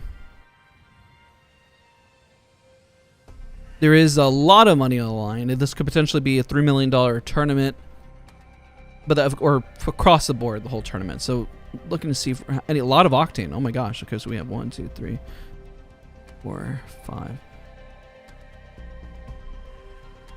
Counting as fast as I can. Like 7 teams running octane. 7 teams, and look at that. And let's do this, ladies and gentlemen. Let's go underway. We'll follow FTW. It's going to lag for a second. I apologize. Just need 1 second. It says team. Okay. We're going to keep a close eye on LFT. Not signed to a gaming org. Looking for a team. They are FTW with first place with 38 points. Let's see where they land. We do have Crazy Raccoon that lands sorting. We do have FLK that runs over around Fragment. And it looks like they land over here pretty safely around Lava City. They looks like they split it. Sun Sisters kind of splits the area with them. I don't think they have much to worry about Sun Sisters making early push. Sun Sisters likes to play very safe and pushing towards the center of zone. They play very smart in their rotations. So they don't really go for the early fights. And their composition that they're running, they used to run Caustic, but they're definitely running a switched comp here with Wraith, Gibraltar, and Bloodhound. So that's definitely a change on their end. But they've done that before. When Caustic was pushed on a meta, they were very quick to switch away from him. So right now what you're seeing is a lot of teams are going through their normal loot pattern, picking up their loot, and everyone is going to look for the zone. So the beauty of like looking at FLK pretty early on, look at that. Wow, they got gold armor. Must be streaming, right? Must be streaming, already getting that loot already that early on. Not bad. But the zone is pulling. We at least are seeing something different where we don't have a thermal station ending, which is good. You know, we've seen a lot of thermal stations, so it's nice to see this pull in a completely different direction. This is most likely going to pull towards the Overlook side if I were to predict on this side. So Daikin's team really doesn't need to leave and go anywhere. Crazy Raccoon has a hard rotation in. The hardest one is going to be Team Unite, which was prior Team Egg, for those that are watching at home. A little interesting history about F. Twyan. He actually was a Battlefield player at one point. He played a lot of Battlefield 4, and it's been very exciting to see his journey as he breaks more into the pro scene on Apex Legends.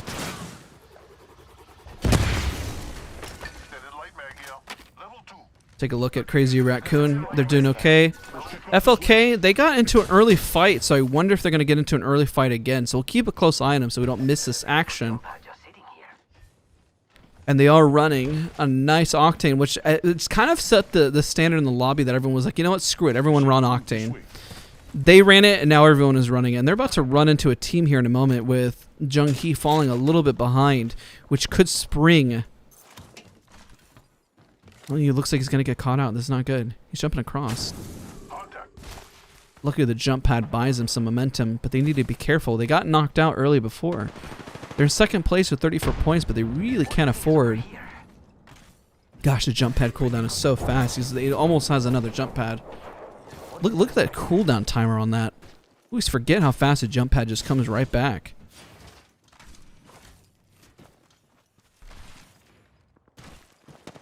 They do have a jump pad to give the team a bit of rotation. He's going to hold on to it, though. I don't think he's going to use it quite yet. Always got to save it for those big moments. And there's a bubble just to get him a little cover just in case he gets shot, which is respectable. And I don't think we're going to see any other fights. And you're scanning, but we're not missing anything. I promise. Rest assured, I'm just making sure. CVA is making a rotation here over to LFT, which is an important fight that we need to keep an eye on because, again, LFT, aka FTW, is our first place team. And they do have a few initial shot damage on them. But we'll see if it's enough pressure for CVA to really push on them. And I don't know if they are aware that it's them or not.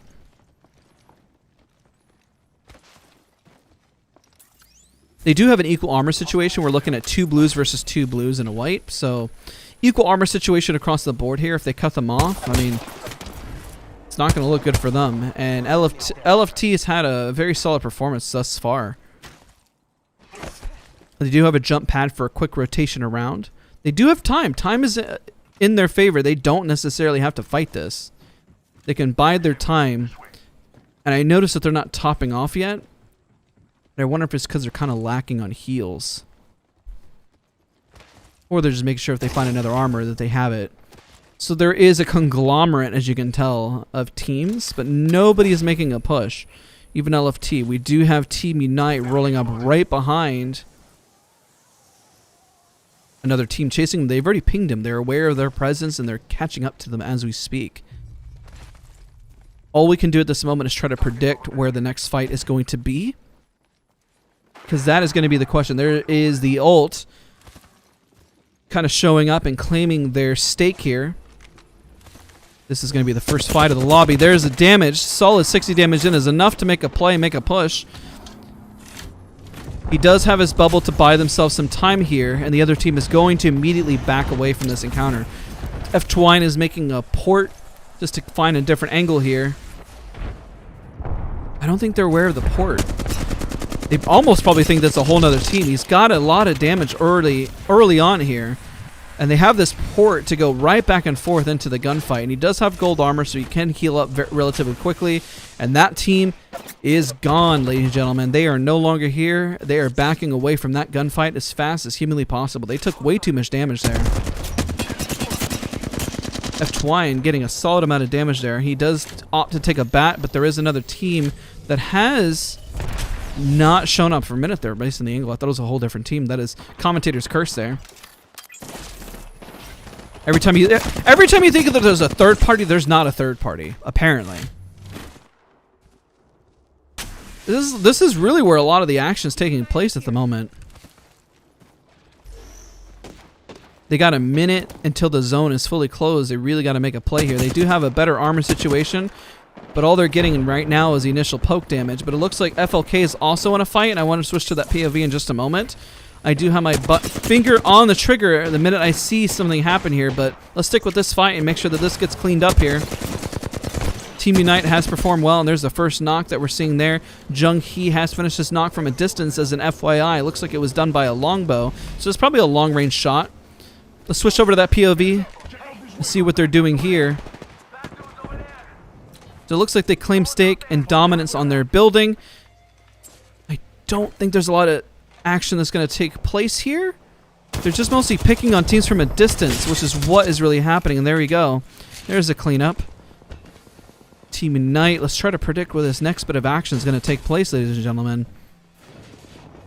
Let's take a look how Crazy Raccoon is doing. And wow, what a time to clutch in. Ras is coming in with a Spitfire for days. Unfortunately, he's running a little low on ammo, but he does have 34 damage, 34 bullets left in the chamber there. Finishes the poor Gibraltar yet again. Definitely putting that pressure, but is not there for them to make a push or play. Just enough for them to make a rotation, which is what they're looking for. They're really, really low on ammo, though. on heavy. Sully could give him a little bit of ammo, but he said, Ras, just land your shots, man. You'll be fine. They definitely have to be calming that they're low on ammo. This is where we see Crazy Raccoon making their play right in. They are likely to run into a team, which is what we're about to see here. His scan has already gone out. They do have a lot of positioning out in the open here. He's using his ult for information. He's going to be constantly scanning here to figure out what is free and what's not. It's a really hard angle to hold where they're at currently.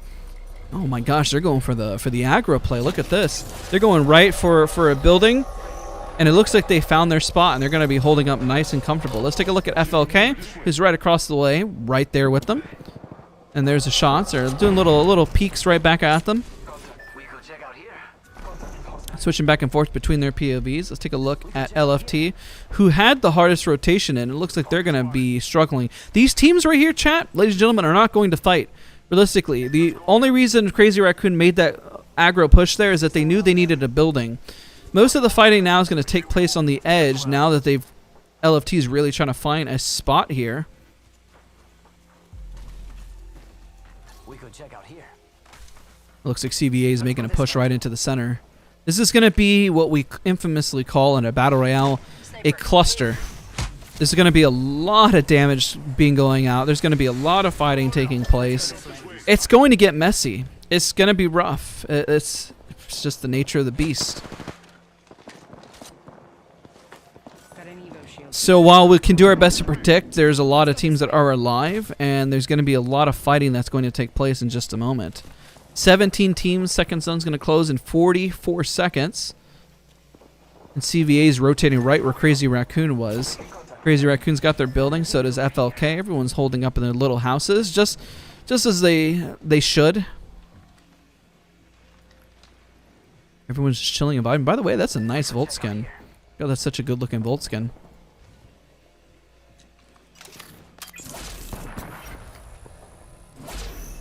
A lot of scans going on, just non-stop scans. Just like, hey, you there? Everyone's still alive? Yep, everyone's still good. Everyone's just holding it in their little buildings and just waiting. And LFT is just rotating in over, seeing where they're going. This is where the action is going to take place. This is where they're going to run into one another. Team Unite has a big rotation, and they do have 2 gold armors, so it looks like they got really lucky. They just got to make sure, are they lucky enough to find a spot as they rotate in. SG is right in front of him here. We'll bring up the highlights so you can see them a bit better.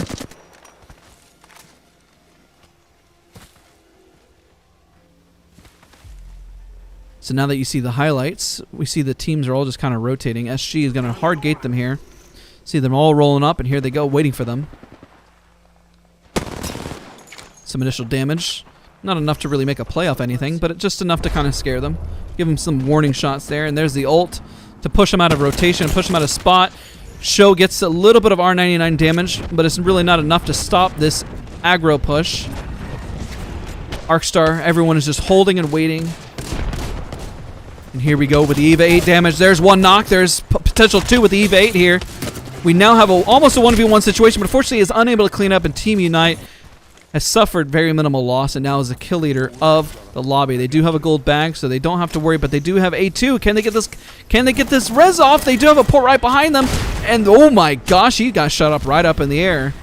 A2 came in right in time to really mess up Team Unite. Man, if they got that res off just even a second sooner, we'd be looking at a whole different fight. That grenade was right underneath his feet. He acted like as if he was an Octane. F-Twine is deciding just to take the zone damage. A lot of these fights are happening sporadically outside the zone here. A2 Esports does have to worry against the infamous team that's showing up, our first place champs. Let's see how they manage to clutch us up. They do have their jump pad. They do have their jump pad to make a potential play. Running up on a team that has 2 gold armor, so has better utility and resources than they do.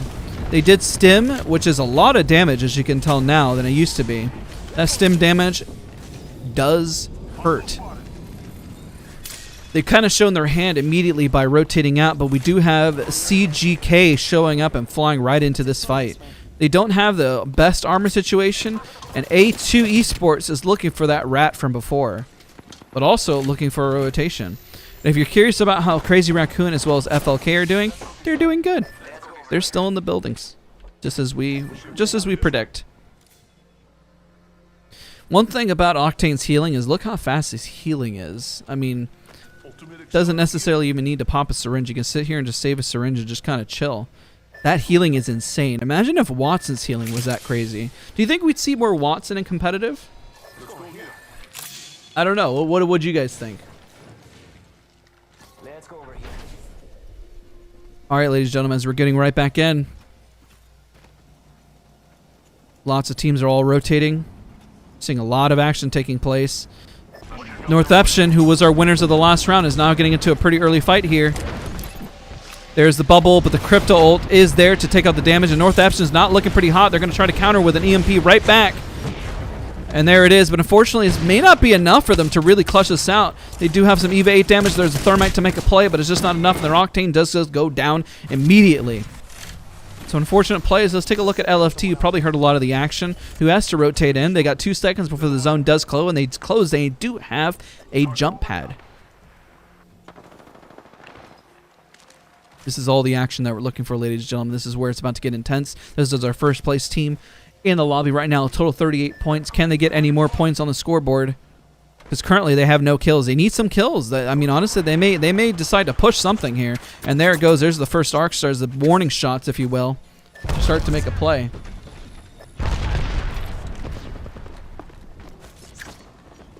There's the bubble waiting for the positioning. 2 bubbles out. And now we're going to the full chaos of a fight. There's now a 2v2 situation. Unfortunately, he's not making enough peeking here for them to really make a play. Whiffs his shot, and there's the cleanup. But does he have enough time to go for the res? And he does not. Team Unite shows up right behind. And LFT has now gone out, or FTW has gone out in 13th place. Team Unite really clutching it up, really coming up together here. But Team Unite is now feeling the pressure. They do have loot boxes for days. There's a graveyard right here. This is literally a graveyard worth of a bunch of people. But they are finding the rotation, utilizing the Wraith Port to get out. And they do have a nice little jump pad right in front of them. Let's take a look at this fight that's taking place. Daikin is just having a nightmare of a fight. And they do have a Spitfire with a level 3 mag. And all they can do is just literally spray and pray and hope for the best. You can't really find the angle here. Pops his ult, but is it enough time for him to really do much with it? And they do get a scan. He's trying to run away. He's getting hit by his own teammate's ult, which is kind of working against him. And now Peach Star, yet again, is all by himself. All alone in the world here. Let's take a look, make sure we're not missing anything with Crazy Raccoon. We are not. They're just chilling in all their various little buildings and just kind of vibing and chilling. So we're not missing anything here at the moment, but a team might run up on them in just a moment. They're right underneath them, so this is the fight we need to keep an eye on, because your Crazy Raccoon is in 3rd place. Ladies and gentlemen. This could be their game. This could push them right up to 1st place. They're not far behind, especially because FTW is out. FLK is still in the game. They are in 2nd place overall. So we'll see who this game does ultimately go to. There's still 12 squads remaining. There's 15 seconds on the clock before the zone does close. And we have a lot of teams about to rotate in. Look at all these teams about to rotate into this craziness. We have Reignite about to run right into a team. They're completely unaware. You can see them right through the walls right there. That wingman's getting a little chonky, and Reignite got a little greedy there. I know why they were doing it for the loot, but I'm not sure if that was the play. Now they are down a teammate whenever they had the positioning, even if it was not the ideal positioning. They are getting some knocks here. Let's take a look at the teams, how they're all going to rotate in. Reunite, or excuse me, Unite. Did I keep saying, am I saying Reunite? Somebody reunite me with how to pronounce team names, please, ladies and gentlemen. Correct me whenever I'm wrong. Hold me accountable, please. This is what happens whenever you cast starting at 5 in the morning. The brain is not all awake and not all there. And it looks like Unite is making some solid plays here. 6 kills by Saku. He's our kill leader of the lobby, doing the most amount of damage here. Unite's looking pretty solid. And by the way, Unite was in 7th place overall with 23 points, and this could be their game as well. We mentioned this before, that this is a team that has a lot of potential. They have shown up. Oh, let me switch over to that POV. Okay, well, he ran back immediately.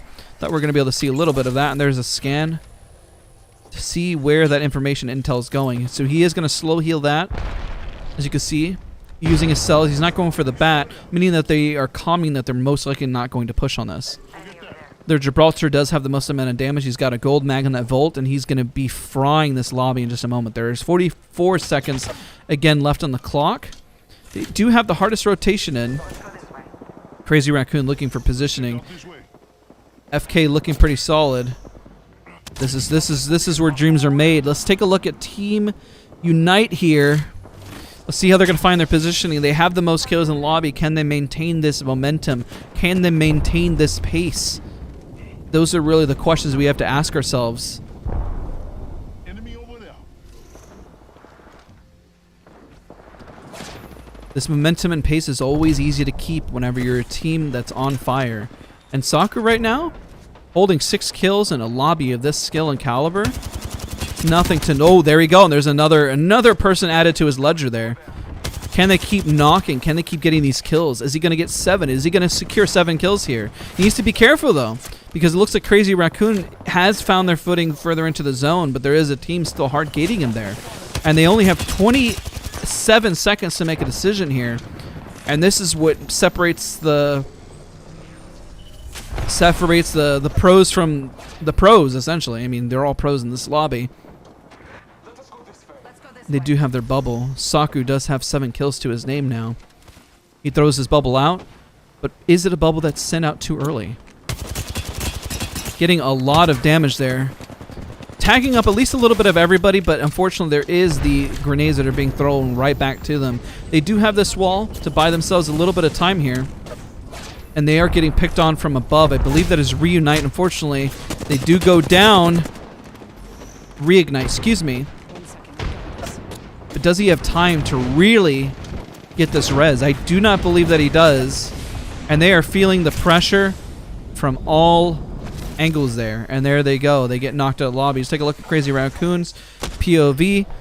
They're just picking on drones. FLK is still sitting comfortably at the bottom here. They are sitting pretty comfortable. Trying to get rid of that pesky drone, and there it is. It is out.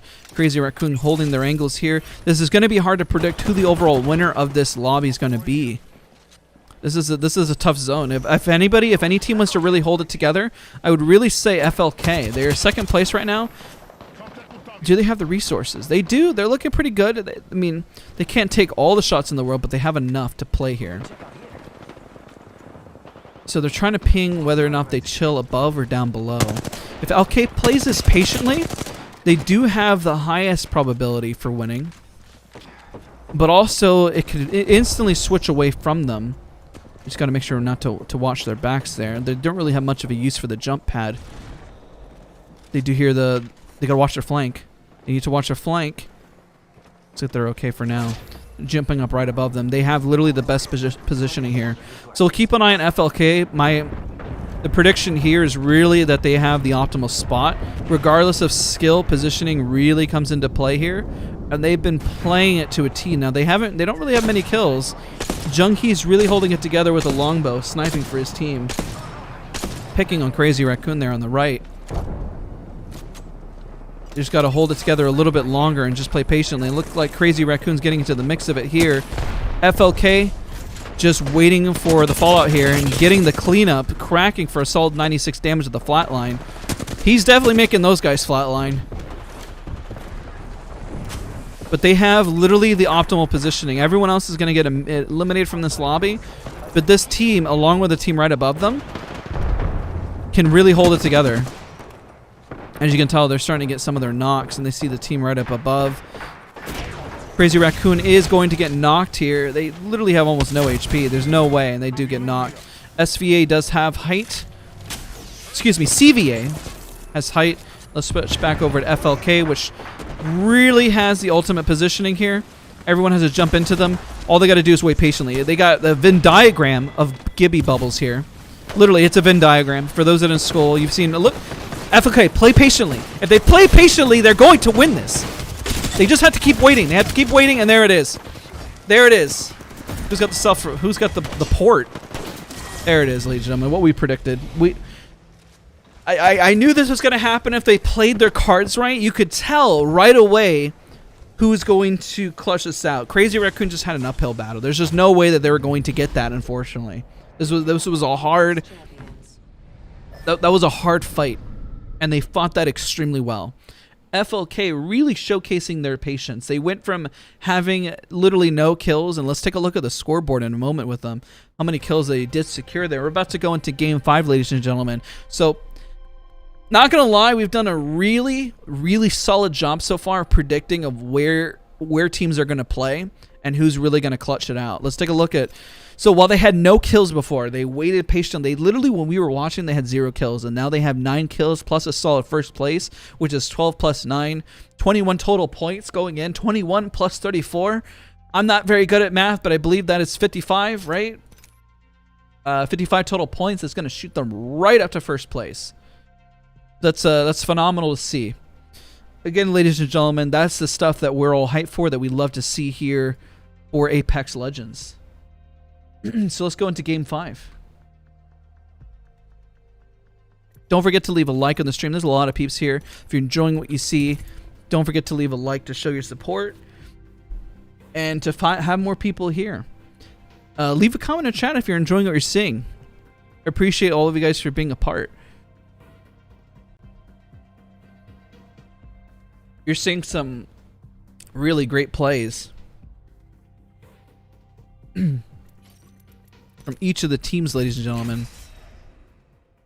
Let's go ahead and hop in.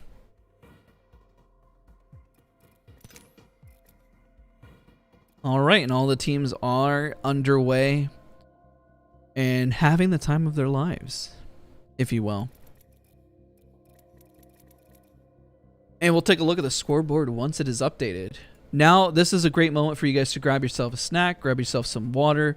Come right back because we have a lot to showcase and share in terms of the scoreboard. I have myself some water. I probably need to go grab myself some more because I have myself a little green cup, but I'm kind of running out. So I might need to get up and walk away for a second myself in just a moment. We'll take a look at the scoreboard. So we are going on to Game 5, ladies and gentlemen. Game 5 is now going to be underway. What are you guys going to grab for breakfast? What are you guys feeling for breakfast? If I should get breakfast, what should I get? What are you guys feeling? I'm feeling some breakfast. And then I'm going to go work out. You know, the biggest thing that's really important for most pro players is to always work out. And I've been working out a lot myself. Hopefully it's noticeable on stream. Compared to my prior cast, I've definitely been losing a lot of weight. I mean, it's kind of hard to tell because you know we see me from head level, but you know, with circumstances around the world, it's been hard to get to a gym. So I've been glad to finally work out again. I got myself some home equipment again. I used to go to the gym periodically. Now I'm just working out all the time. But realistically, how much you work out can make a big difference in your gameplay and your aim. So it helps. There's a reason why you have health coaches and you have dietaries, you know, for all this stuff. It's huge. It really makes a pretty big difference. And yeah, didn't mean to go on a tangent there, but if you're always curious about, you ever seen a lot of pro players always looking very fit, even though they're just on a keyboard and mouse, keyboard and controller or whatever platform they're playing on, they're always, you know, fit. It keeps your mental stability and high peak. It keeps your reflex sharp. Even whenever you're using a mouse, you know, lifting, and I personally lift and row, it helps. It helps you move your arm faster. It keeps you in shape. Keeps your momentum going. So don't sleep on having good mental health and a good diet. I know that firsthand. The gaming org that I'm part of, Sora Gaming, we even have a pro Valorant roster, and they make sure that they keep in shape as well, that they're working out, that they're practicing physical health. It's all important. So these are big important things, ladies and gentlemen.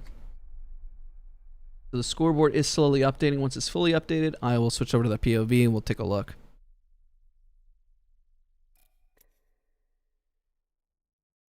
All right, while this is updating, everyone, do not leave the stream.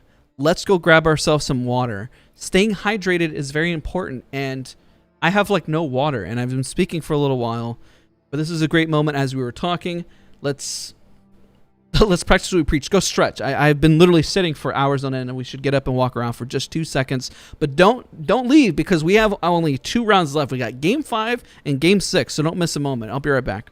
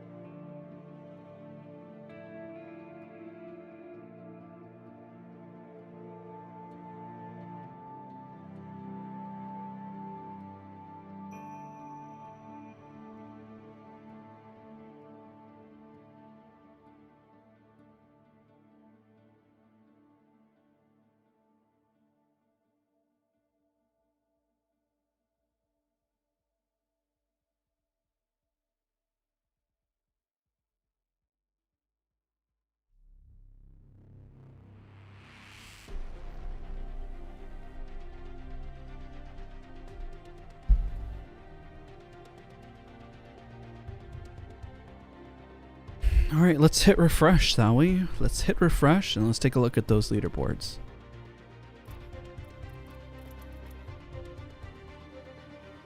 Okay.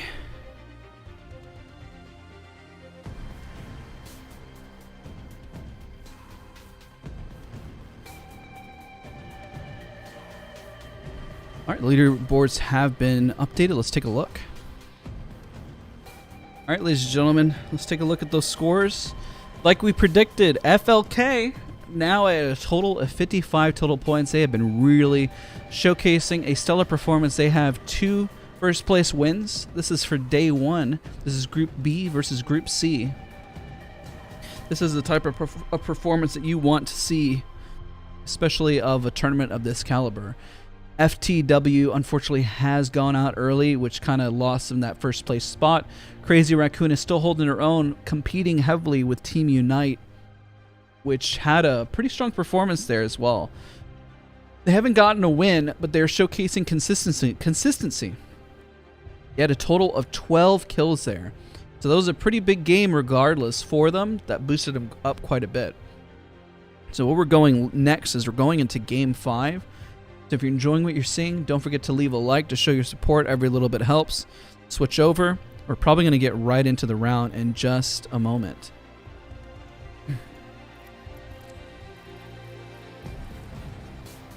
So big day ahead. Let's give a shout out for people in chat here. You need special permission to hold tournaments? I'm actually not the one conducting the tournament. This is actually EA's official tournament. I'm just running the camera. I am following things around. So when you're curious of who's following the action, I'm following the action. I'm commentating. We switch over the scoreboard once it's updated. And yeah. I just had cheese toasty. Ooh. Ooh, look at chat. Look at everyone. Let's give a shout out to everyone in chat who's got breakfast, who's enjoying the best moments of Apex Legends. So we got, you already, Sabara. How do you, apologies for mispronouncing your name. Sarab. Already had breakfast. It's good. Eggs and bakey. Jacob, very nice. Pancakes are the best. I haven't had pancakes in a hot moment. I would love some pancakes. Get a burrito. That's not a bad idea, actually. It's not a bad idea whatsoever. But welcome to the stream. It's great to have you here. I'm getting breakfast because it is 8:27. It is 7:28 for me here. Got up super early. Hopefully everyone who's tuning in, good morning. Welcome. If it's the evening for you, evening for some people across the world, especially over in Japan where this tournament is taking place. It is actually definitely in the evening going into well into the night. The FLK is definitely in first. I appreciate all of you guys for typing in chat, for being a part, for being supportive. It really, really means a whole lot for all of you guys that are here. And it looks like we got our next round underway going into game 5, ladies and gentlemen.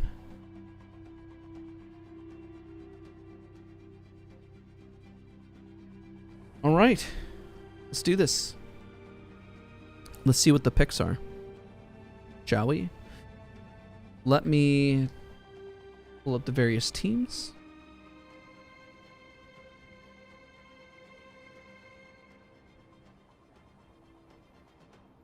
Very exciting to see who we're tracking. We're going to stay close to FLK. They had gone out before in 19th place, so let's see if things change.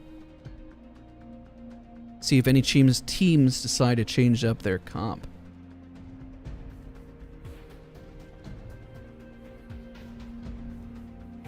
So not many adjustments. Looks like we're seeing consistency of Gibby always making a play. Octane showcasing his face more and more. We have more cryptos than we did before. I think we have one extra crypto on a team. Let's see a change. It's kind of hard to catch all of them at once. But Octane, Bloodhound, Gibby, Crypto are all the 4 legends that we're seeing. And Wraith. 5. Alright, we'll pause the music. This might be a good place to land.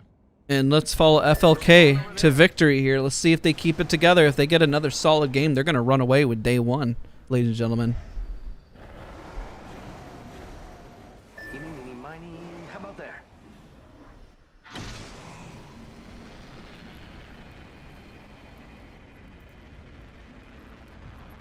Let's see if they can get contested potentially here right off the rip. They have had a team that pushed them out pretty early, which is why I'm keeping an eye on them.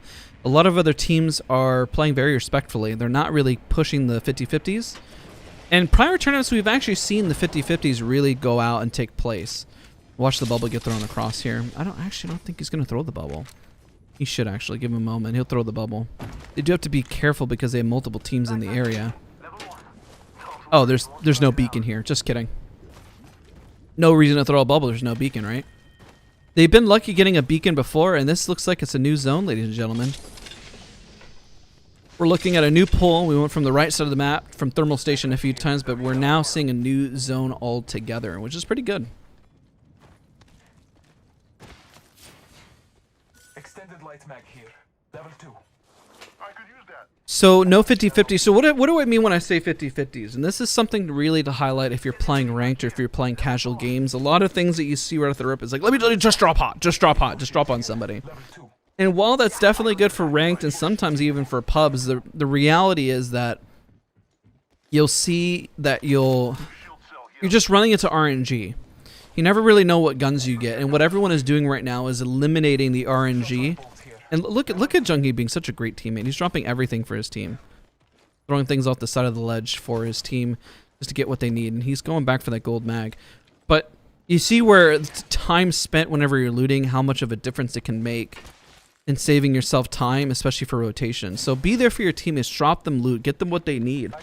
It's kind of why I started running Loba when it comes to ranked and pubs. Is the biggest issue that most individual new players have when they're playing is they will struggle on getting loot. They don't really know where to take their loot path or whatever, and they'll say, I don't have the right guns, I don't have the right attachments. And that lowers the confidence of your teammates. But in this caliber, I mean, everyone can really run anything. You don't really have to worry about a team feeling confident about their attachments and their guns and their weapons of this caliber. But it really helps to call out what you see, and you need a lot of communication early on to get the loot that you need. It's probably why you don't see a whole lot of Loba at this tier level, is that everyone is already taking the maximum amount of time to loot everything. That everywhere you go and you drop the Loba ult, you're, one, exposing your positioning, but there's probably not much loot there to begin with. When you're playing ranked, you're not going to see a whole lot of that.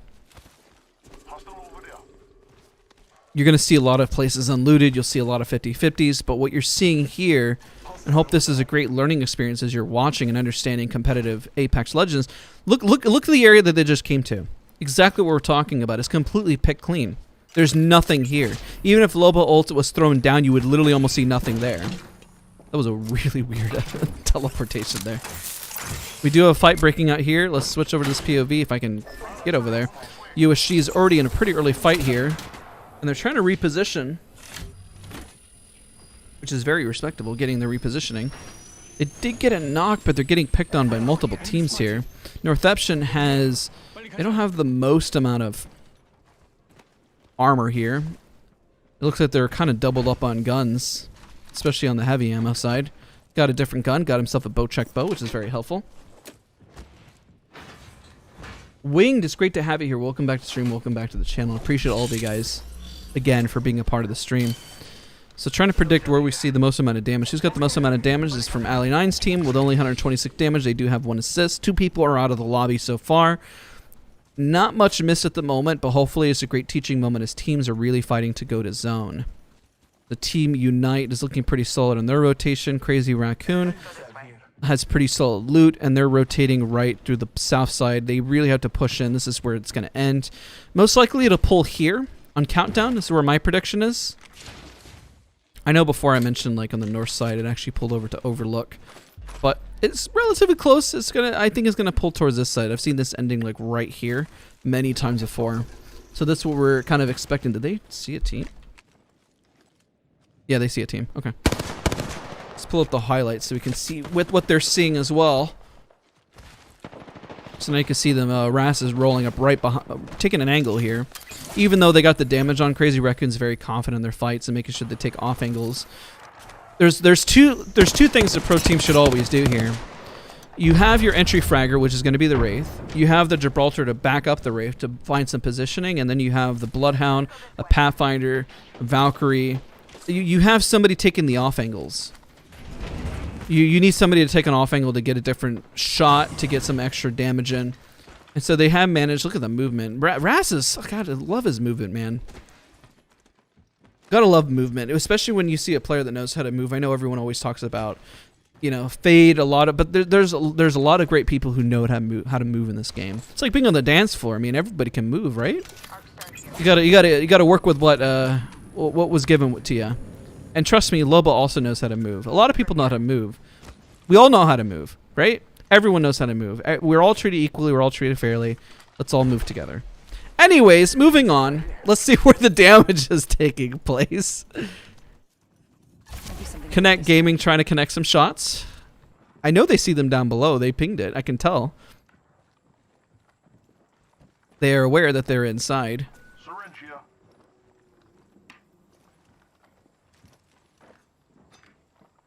But nothing's really happening. They're just kind of chilling. I need energy ammo. There's a scan. They know they're there. They have a drone that's just flying around. They're giving them the intel. And it looks like we're not really going to see a fight there. Let's take a look what's happening on the south side over here by Daikin. Let's take a look at looking for team, or FTW. They're in second place, and FLK is looking pretty solid as well. Let's go to the map over here. They really have a pretty strong hold here. It's not too bad. We're in Game 5, ladies and gentlemen. If you're just tuning in, this is Apex Legends Global Series Championship. This is a multi-day series that you're watching. This is just day 1 of many. This is Group C versus Group B. This is a staging, if lack for a better word, of what they call it, until we get into the final day. There's a lot of money on the line, and the price pool has ever... Ooh, nice shot. Gotta love those shots. Anvil Receiver's making a comeback, especially in tournament play. It's why the flatline we definitely put in the tier list higher than the 30-30. Just because of the versatility that it provides. You know, you can slap an Anvil Receiver on it, and then you can start... nobody is really fighting in this lobby. There's so many different rounds that play so differently recently. 1 minute, everyone's... at this point, remember last time we were down to 14 squads? That's not where we're seeing Sun Sisters already looking like they're out, and they're 7th place. They got first place in the first game, but it looks like they've been really struggling. I want to see how GTS Art really handles this, and it looks like they're running away from that fight. Crazy Raccoon is gating a team out, taking some initial shots, sniping over there with the bolt. Is he about to crack him? He needs one more shot to get that crack.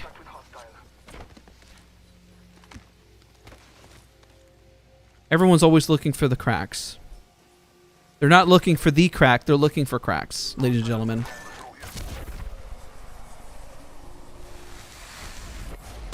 Got them on the low ground at the moment, just finding a rotation. Once they get their equal footing, confident that Crazy Raccoon could definitely take this fight. Let's switch over to FLK. Looks like they got a team caught out of position. I'll switch back to Crazy Raccoon in just a moment as well. There's a jump pad, and it's gone. Bye-bye, jump pad. And there's the Gibby ult to kind of counteract that damage, and now they're just rotating away for dear life. Can they get a knock, though, that they just did? Can they clean this up? They do clean up at least one kill. Let's switch over to Crazy Raccoon, since that fight happened so quickly. One down below. Let's see if Selly's managed to clutch this up. Nice move by Selly. At least bought himself some time until Ras came in with the cleanup, which I'm trying to switch over to his POV, and there we go. So I apologize for missing the little bit of the damage that Ras did there. There are no teams around them, so they are free to recover. Exactly what you're looking for, exactly what you need. FLK, let's take a look at the north side. They do have Ali 9 on the rotation here. He does get a solid crack. Looks like it was about 70 or so damage. Looks like his teammate did a little bit of extra damage alongside with him. Anvil series are absolutely slapping. And now he's dropping all of his loot because he wants to box. Just kidding. He's actually just dropping heals for his teammate. You got this nice jump pad to rotate around. Dogma has been a really key interval to their team, especially in rotations. And they do see a team on the north side, which is GTS Art, who we were seeing just a moment ago. See if Dogma, I don't want it to be commentator's curse. He was doing quite well before. Let's see if he can maintain his consistency.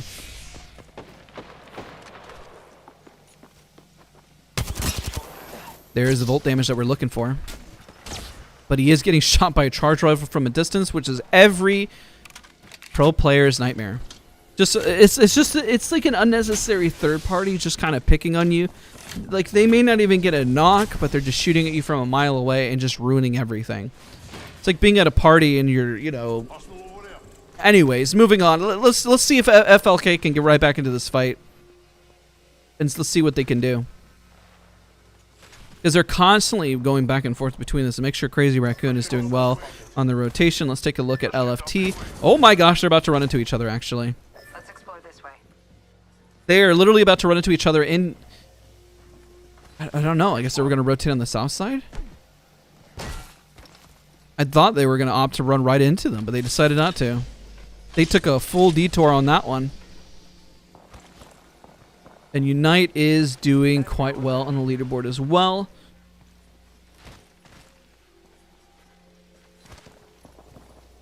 And yeah, the lobby is been pretty consistent so far. Everyone's playing pretty respectfully. They're holding their angles and holding their own. Ali Knight's team is just, I guess they're really crafting outside of the zone. Really crafting outside of the zone. Which is a strat in itself to kind of buy yourself some time. But with this zone is really going to start to hurt. Zone 2 is one you really need to worry about. Zone 1, yeah, you can sit outside the zone all day, every day. Getting some initial shots with the Anvil receiver here. Only downside is the Anvil receiver definitely eats a lot of heavy ammo. Next fight that we predict might take place here is between Crazy Raccoon. They got the scan out, and they have to push through this team right here. And there's a jump pad away, and Crazy Raccoon is using that information as a free means to go to just fight. I mean, this is free real estate at this point. Having a team just give up positioning like that. Granted, they're fighting for better positioning, but they're looking pretty good in their armor situation. They all have, and what is G? Need to take a look at that Kraber. What's going on with that Kraber? Who's got the Kraber, ladies and gentlemen? YL definitely has a Kraber. Let's see if he can manage to do something and push with it. He did get a knock, but it looked like it was kind of a mile away, and he looks like he's holding his ammo at the moment. All right, if they're just going to hold this angle, let's see. Look, Kraber shot. Kraber, ladies and gentlemen. Kraber's also one of the biggest defining guns in the game that's going to make a play. Something that pros fear, that they ask for nerfs, and is yet to get a nerf. And we don't know if it'll actually even get one. It's just such a defining weapon, a defining gun. Ras getting some solid shots at the flat line, but it's not enough to really make a play, so they're going to rotate out. Let's see how FLK, this is our first place champions at the moment. They have a total of 55 kills, or excuse me, 55 points in the lobby. They do have height, they do have optimal positioning, they are getting scanned, and they have the intel. They are going to be hard. Oh my gosh, and there's the Kraber. Just what we just talked about. He's pushing him right in. He needs to get right in there. Oh my gosh. Well, at least we got the POV of where the Kraber shot went. I didn't think they were actually going to land it. But hey, commentator's curse. I was like, hey, they're just going to chill inside the building. Nope, they definitely took the Kraber shot, and they definitely did something with it. Not enough to really push on, nonetheless. But at least that's why they have the Phoenix kit. Oh, Crazy Raccoon getting into a fight. Let's take a look at their POV. It looks like they're getting rotated on right from the south side. Selly is getting absolutely picked on, and they're deciding to fight for the positioning within Donut here in the center. This is Daikin's team. Daikin's team has been performing decently. They're definitely looking for more kill points and potential placement. They've had 4th place. Definitely looking to be showcased more on the scoreboard. Let's take a look at Rass's POV. You could tell from the flatline shots that he was the one taking the initial damage there. Just out of curiosity, let's take a look at who... Rass is actually the kill leader. I was about to ask who has the most damage in the lobby. And after checking, it looks like it's actually Rass. He's actually has the most damage in the lobby. There's the arc start damage, putting the pressure. Pressure now in a 2v1 fight. He's trying to find his positioning. Nice EVA 8 shots. This was a nice cleanup, by the way, from Crazy Raccoon. Nice cleanup. Definitely what they're looking for. Let's take a look now that they've cleaned up that fight. I don't think they're getting into another fight, but FLK is definitely going to be getting into some action here. They have height. They have zone. Got to make sure not to get greedy. Hopefully they don't get picked on by the Kraber. Let's see. Does he still have the Kraber in play? There's a Kraber, and there is FLK right there. They can literally ruin their whole night right now. If they were to jump down and he peeks around the corner with that Kraber, that'd be all over for them. I'm surprised that they're playing... they're playing so far out. They're not afraid of that Kraber, even though they just got knocked by it a second ago. And you can see by YL that they're ready to take this shot, and they're hard gating them. Let's see if he lands this Kraber, this will be all over for them. And there's the fight from down below. He's biding his time. He still has 8 shots. He's got more than enough bullets to take a shot here.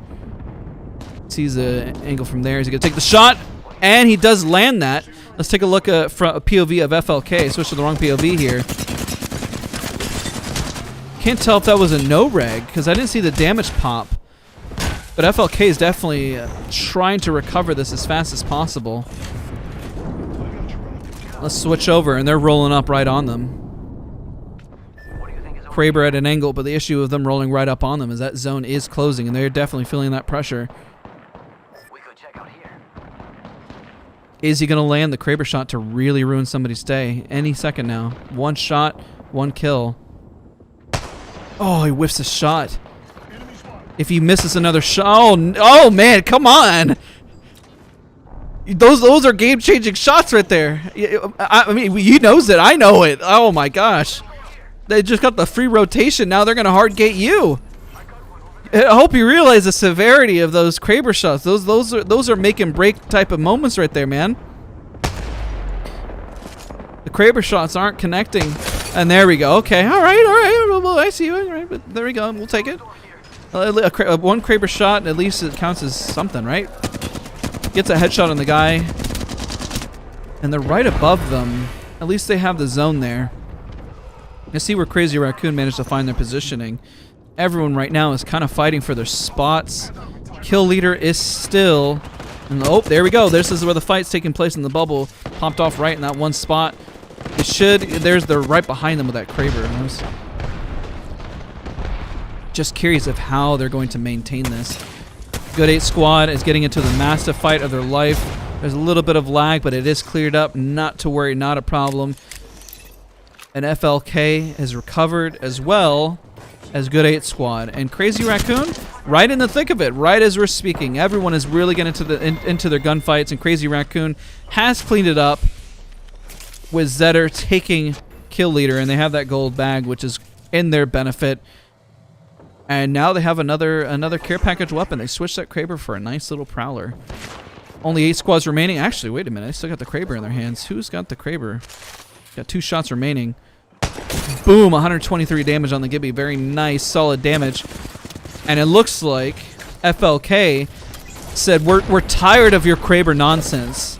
Get out of our lobby. Get out of our game. We heard you guys like the lobby.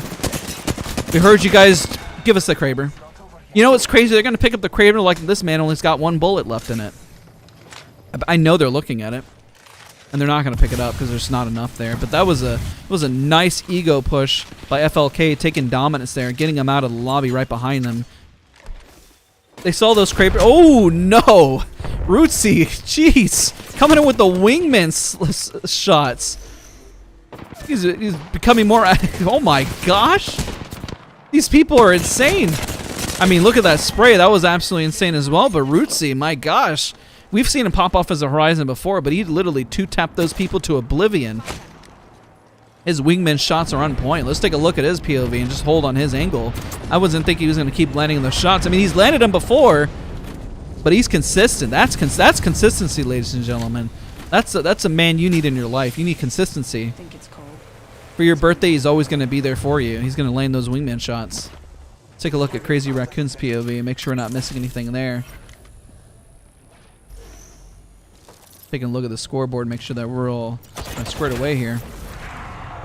We'll keep an eye on these two teams, and Ras is going right in. He popped his ult.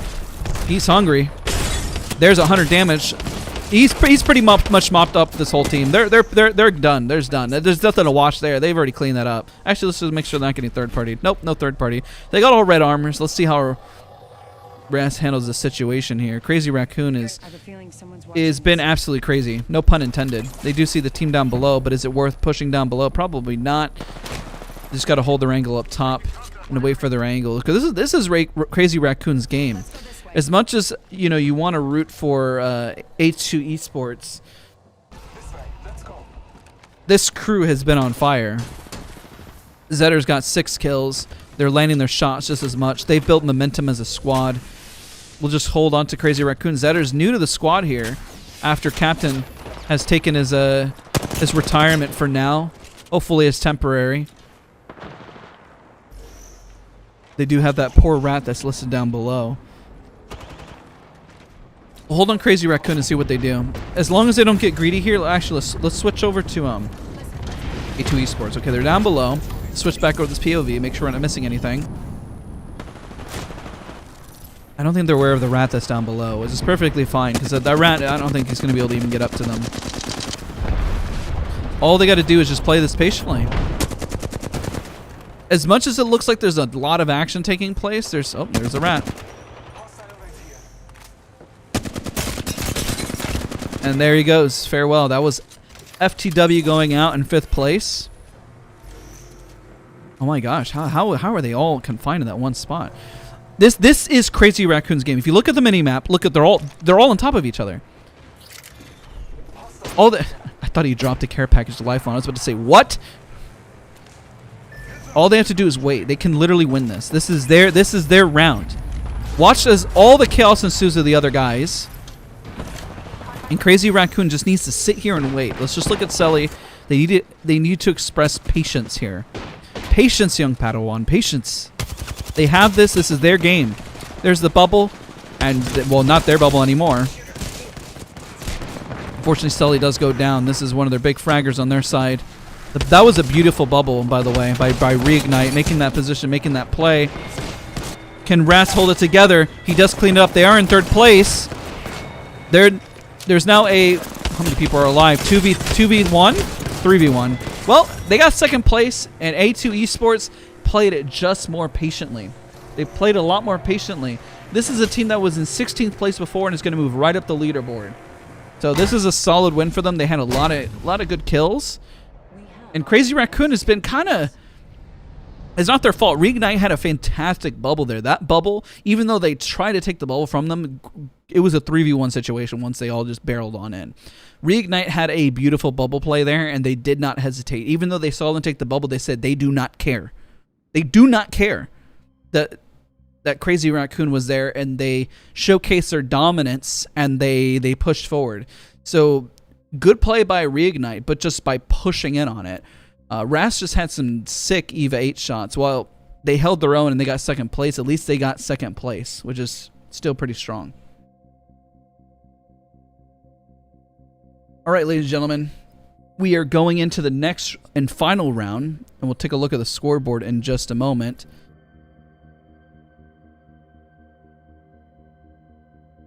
And we'll break things down from there. Once the lobby is set up, I will be sure to hop right in. And I appreciate all of you guys. Don't forget to leave a like on the stream. Seriously, it really helps other people find what we're doing here. If you're curious what you're watching, I will, excuse me, I will be sure to timestamp and be sure to drink some water, ladies and gentlemen. Stay hydrated. We're going into Game 6 of Day 1 of APAC Legends Global Series Championship. There's a lot of money on the line. Minimum $1 million. The prize pool has ever been increasing. If you're ever curious, you go literally into the store right here. These skins, which I need to buy, I do have the points for it. These are not my mains. I happen to main Watson when she used to be meta. I literally have all of her skins. This is an example. But these, and I promise you I'll buy it. But these support what you're watching today. That's why I got all these coins. It supports what you're watching. And it's increasing the prize pool for the pro players that you're watching for all regions of the world, not just for APAC North, but North America, for Europe, and for every region, just every region. Every region. So let me hop into the game, to the next round here, ladies and gentlemen. We are going into Game 6, and once that scoreboard is updated, I will be sure to update everything for you.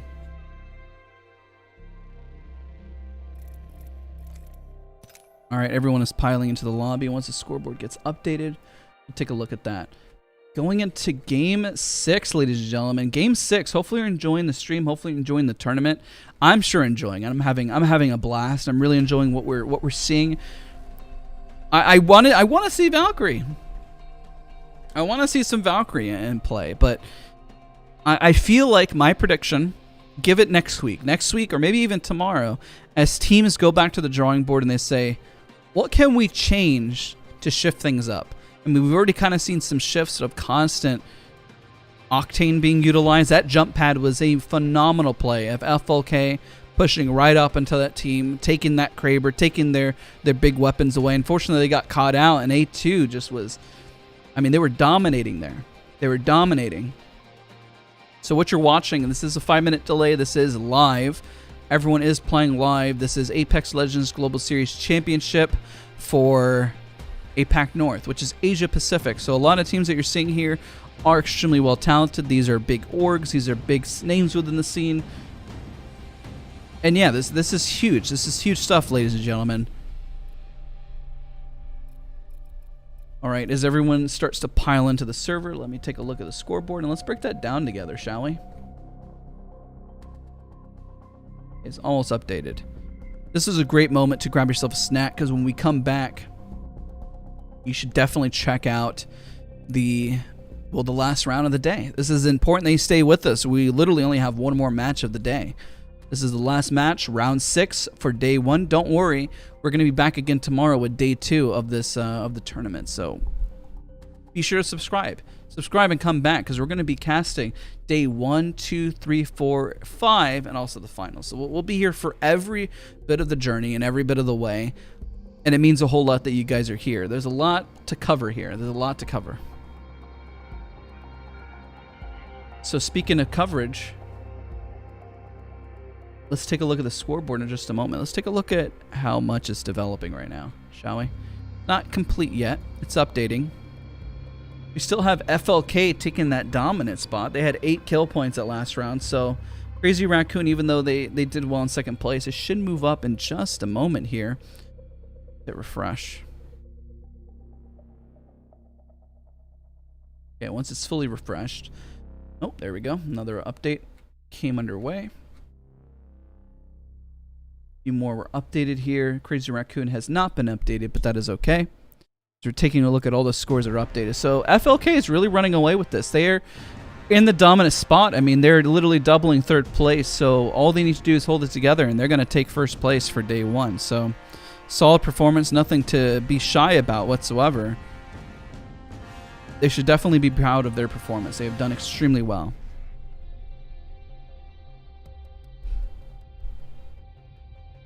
All right, we got 4 minutes until the next round begins. less than 4 minutes now. Excuse me.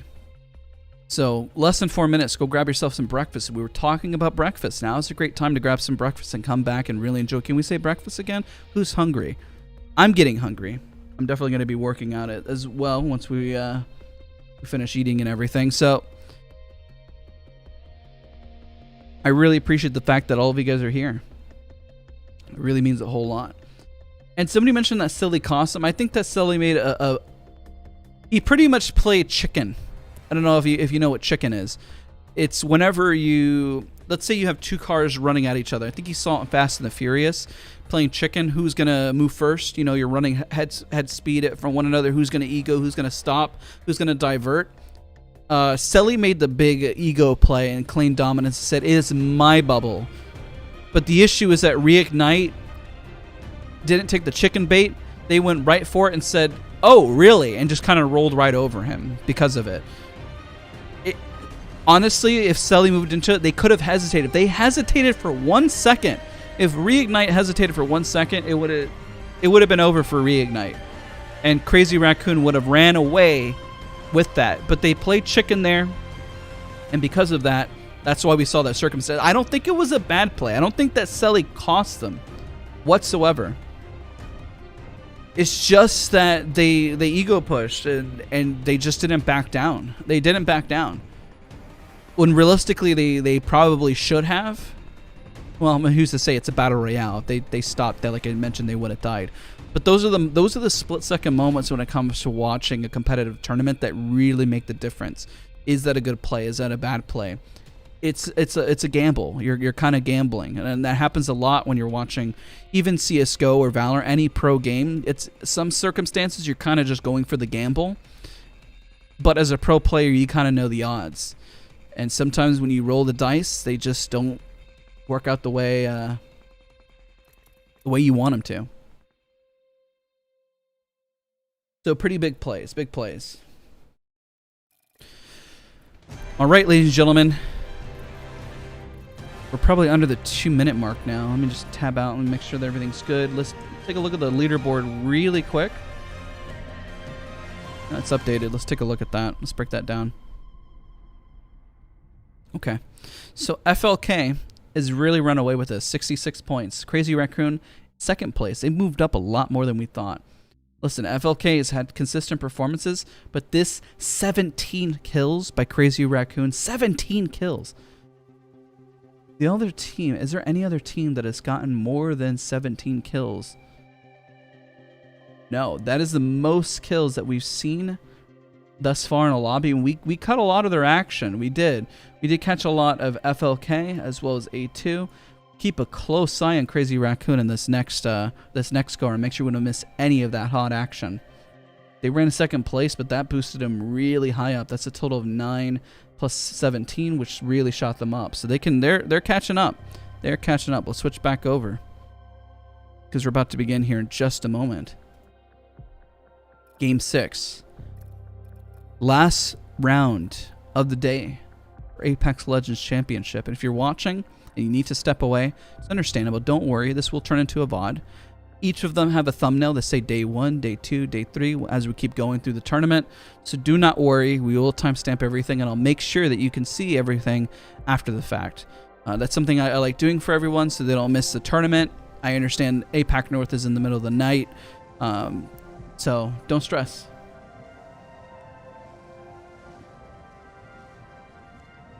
All right. Marco, did you consider getting a Shout Codecaster? Potentially. I've done it before. I've just, yeah, after talking a whole lot, it definitely does. Listen, Crazy Raccoons can still run away with this. They have 62 points. Anything can happen. FLK could get knocked out in 19th place again. They could not. They could take first place again. We'll see. All right. Let me tab out for just 1 second. I just need to pull up my screen. Come find me. Okay. Let's pause the music. Jazz music has stopped. Let's land. Got a good feeling about this area. Let's see if FLK gets 50-50. They got knocked out in 19th place before. I don't really know what happened there, and I want to make sure we don't miss it. This is the interesting part about these kind of tournaments, is you start to read a lobby, even from a caster's point of view. Scratch that. Things start to play out a little bit more consistently. Is there a beacon here? There is a beacon. You're going to see a bubble drop from them in just a second. There's the bubble. Just to get us some cover there. And there we go. Where's the zone going to pull? This looks like it's going to be... I mean, I've seen it pull here. I don't think it's going to pull there, though. This is a tricky zone. I want to say it's going to pull over to the north side over there, but I could be wrong. Brothers, got an evil shield here. Looks like they also scanned the beacon. North option is there. And also good 8 as well. I think it's over here.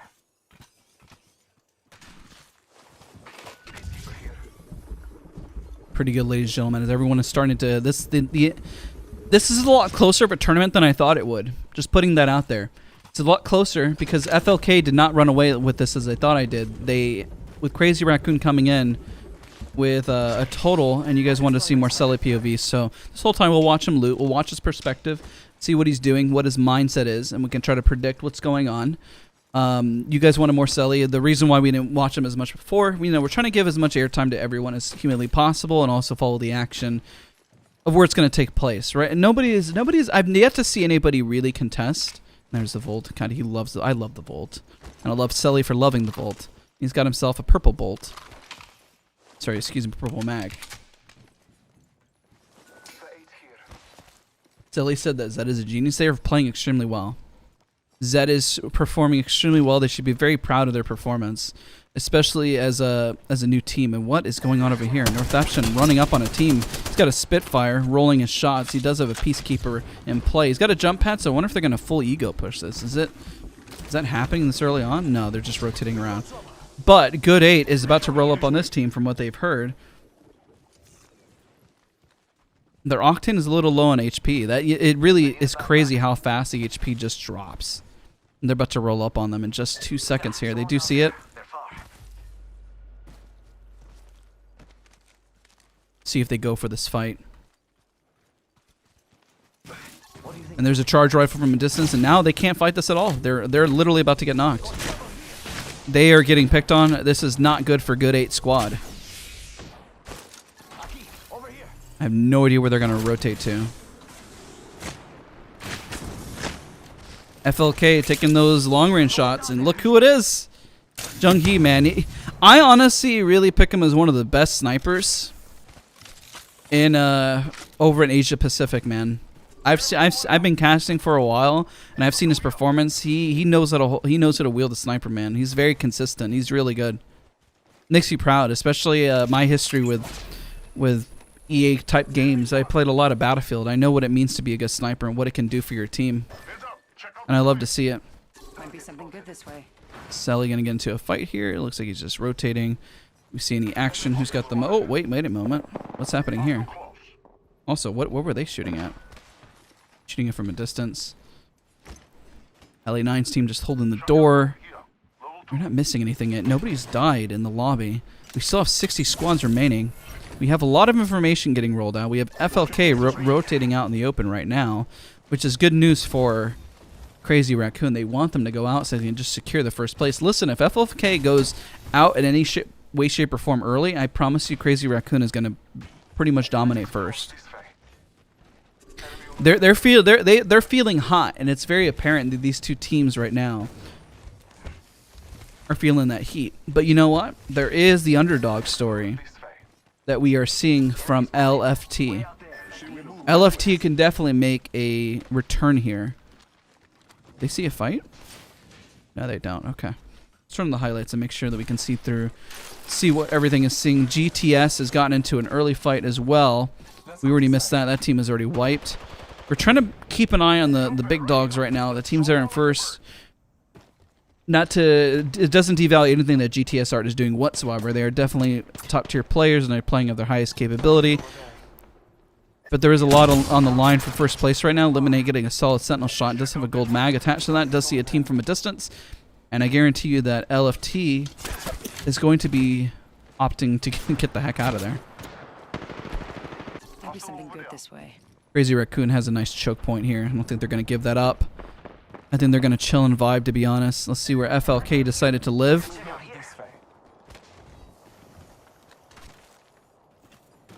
They held this before, but they were getting picked on, so I don't know if they're going to hold that consistently there. That's necessarily... they held this before, holding different angles, but it just proved disastrous. And then we have a million teams fighting out in the open here. Flora has done quite well. They're in 6th place overall right now with 32 points.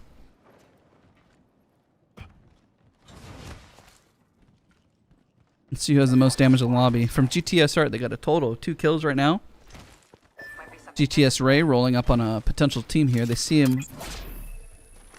Well, they don't really see him, but they know that there's going to be teams all upon Geyser, which is what you see right here. This conglomerate. They know they're over there.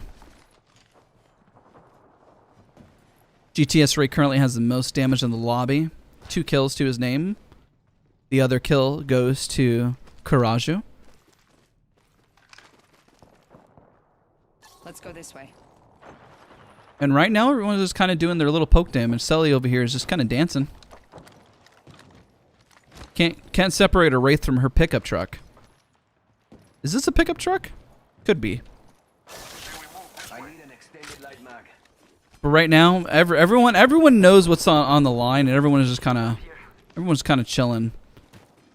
You're getting some peak damage from Floor over here, but it's not enough to make an initial play, and we're making sure we don't miss anything. So right now, everyone is just kind of taking poke damage, and literally at any moment, we could literally see a team just kind of full ape off of some damage. Nice rotation over by 788.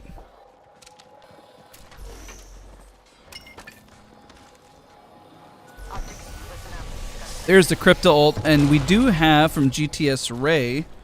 Switch over this POV. They got Krabered inside here. That's definitely confusing where you got Kraber from. We did hop over to this as fast as possible, but I don't think they're going to be able to make a play on that. What team had the Kraber on them? At what angle? And where did they rotate to? Honestly, I don't even see where that Kraber came into play. It said Ray got knocked by that, but I don't see it. Let's take a look at this action over here from Ice Cream. N22 JB and his crew. He's got a nice Spitfire there. Cleans up one. He needs his teammate with him. He's probably calling. I guarantee he's pinging. He's probably screaming, "Oh no, where's his teammate?" Literally, if he was there on that fight, I guarantee they would have cleaned that up. That's definitely one that stings. That doesn't look too good. I think if his teammate was there, they would have had a higher chance on that fight. Fortunately, his teammate just was kind of caught out of position. Just wasn't there, you know. This happens. These things happen where you're kind of caught out of position. There is a potential fight here happening with Crazy Raccoon, and this is where the chaos starts to ensue. We'll keep switching back and forth and see who's going to get the initial pick damage here from all our top dogs. You know, Rootsy does quite well. Let's take a look at Lemonade. Lemonade has got the south side of the map, but oh, here we go. Here's the roll-up. Nice prediction here. We could check out here. Is LFT going to be able to sneak upon these guys? Oh, the shots happen a little too early. I feel like if they waited on that just a second sooner, if they let him roll up, they could have gotten some free KP there. But now we got SG rolling up right behind them. I don't even know if they know that's a second squad. This is their chance. This is a chance for LFT. LFT, by the way, is in 3rd place with 50 points. They still can fight over with Crazy Raccoon as well as FLK if they play their cards right. And there's the Geyser and there's the rotation out. Fortune doesn't connect as he's swapping back and forth between the bubble. Let's take a look at Sully's POV. Make sure we're not missing anything there. We are not. Jung-hee, nice damage with a charge rifle. Leveling up his armors. Taking some initial shots. Nothing to worry about here. And we'll go back to LFT. Let's take a look at Rootsy's POV. Everyone is looking pretty good. Everyone's looking pretty good. Remember the team with the Kraber from last time? Well, the Good 8 squad is right next to... Oh my gosh, there's a lot of teams here. There's a lot of teams here, and Crazy Raccoon is aware of what is happening. Look at this mess, and look at them just... Oh my gosh, you know that they're screaming to go push this. And Crazy Raccoon is just going to come in and mop up all of this. And that Octane's going to run away. He's gone. I'm surprised Selly did not see that. It's hard to see. It is hard to see. And the only reason I see it is because of the highlights, to be fair. To be fair. And there we go. That's a nice cleanup if I ever saw one. A2A got into a fight here, but it looks like they already cleaned up. That fight happened simultaneously, same time as Crazy Raccoon is fighting over here, but we captured that fight instead.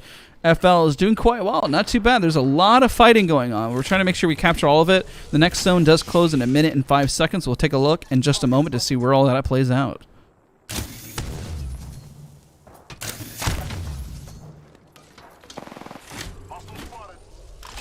LFT's looking right at FLK here. They do have the zone, but do they want to be trapped here? That is the question. How much would you like to be stuck here? And for people, before you start memeing that, we're not going to say anything. I'm going to let you guys fill in all the blanks there, and I'm sorry I missed that shot there. I just want to make sure we didn't miss anything. I did miss 132 damage, though, by Lemonade. Lemonade, create a stand. Give me some lemonade, please. See if he gets another one for us. Do it for the views. Do it for the fans. The fans are waiting. Okay, don't do it for the fans. It's okay. Danger move. Fans requested they want a little bit more Selly POV. Right now, he is the kill leader of the lobby. So want to acknowledge that. Selly has the most kills in the lobby as well as the most damage. Even though it may not seem like a lot, believe me, it is a lot. Especially in a tournament setting. But looking pretty spicy, looking pretty good. They do have a pretty dominant spot. Let's take a look at the map real quick and make sure... Oh, there's already a fight taking place with A2A. Or excuse me, A2. Brucey's trying to get out here. Floor is right on him. Is he going to have the movement to get in? Going to hide right in this nook. He'll be just fine. There is a team pushing Unite. Let's take a look at Floor, how they're going to recover this. Unite's right above them. They have dropped down, and Unite, that may not have been the play. There's now a 3v2 situation. Can they clutch it up? It's looking pretty good in the favor for Floor right now. He bonks him on the head, and they mop it up. Very nice cleanup by Flora. Unite, I was a team that was in 4th place, going out in 16th place. That is definitely not going to spell well, especially for A2 that just got away. A2, by the way, was right behind them in points, quite literally. They were 5 points below. All they need to do is hold it together just a little longer. And what is going on over here? Selly is down? We look away for 2 seconds while there was a whole nother fight happening, and Selly went down. Zetter is going back and forth between the port, trying to find his footing. Let's see how Zetter clutches out the situation. I know he's definitely feeling the pressure, but he's holding together with a squad, and they are recovering. This may be his first time with a squad, but Zetter is definitely showcasing his prowess and his confidence with his squad. He managed to use the port going back and forth, and they're right back in this. That was definitely a scary situation for their squad. Not gonna lie. They do have the port at the door, meaning they can't really push right through, or else they're gonna get teleported in this fight. Selly, I mean, if I were him, I would definitely be upset. I was like, you don't get to roll up on me and fight me like that. He's definitely. They're gonna push him out of this building. Definitely call him to get him out of the building. But the problem is that there's multiple teams. They did waste their bubble. That other team is looking for the angle. But are they aware of how many teams are around them? There was a team, I pulled up the map, as you saw, the team from the left. They need to be careful because they know that this is Crazy Raccoon, by the way. So if they overextend on this, Sully is definitely trying to find the angle. He plays a Wraith beautifully, and he's definitely got flush on him. He's calling for his team to back him up to clean this up. There's the knock, which is a clear signal to go full send it. But they do have to be careful of the team from behind. They have to be careful of that, which is they're playing this smart. They're playing this wisely. This is the team that is kill leader at the moment. But notice how patient they play. They don't necessarily ape and full send it.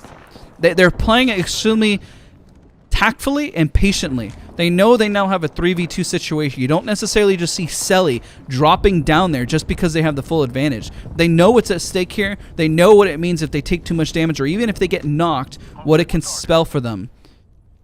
And Selly, all he's doing is taking the peaks and taking the various angles, which is what he's doing beautifully here. And he's not going to push this. He's going to wait patiently. He'll let Ras clean it up. They're together, and they'll back out of this. Even though there was a rat that runs away, they don't necessarily go for the rat. They play it really smart. They're picking the points and the kills that they need to achieve the result they're looking for. They're maintaining this building. Let's take a look at FLK because they are the top team as well.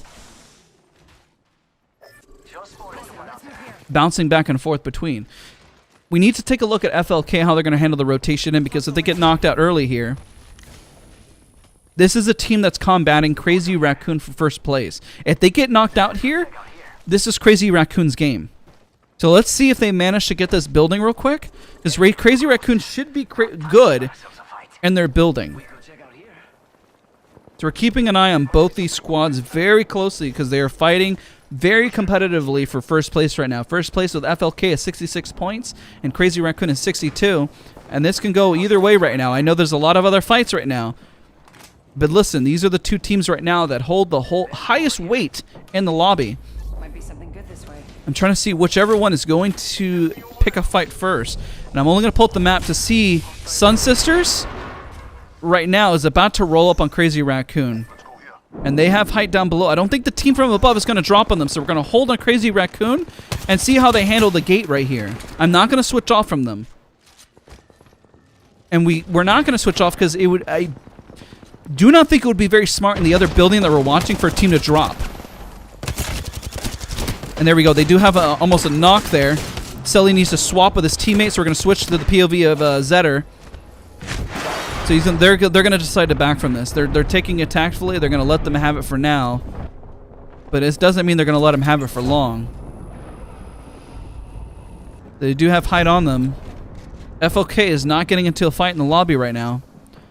Crazy Raccoon, if they go out here, this means that they're not going to secure first place potentially. FLK is in the lobby. There is a lot on the line here.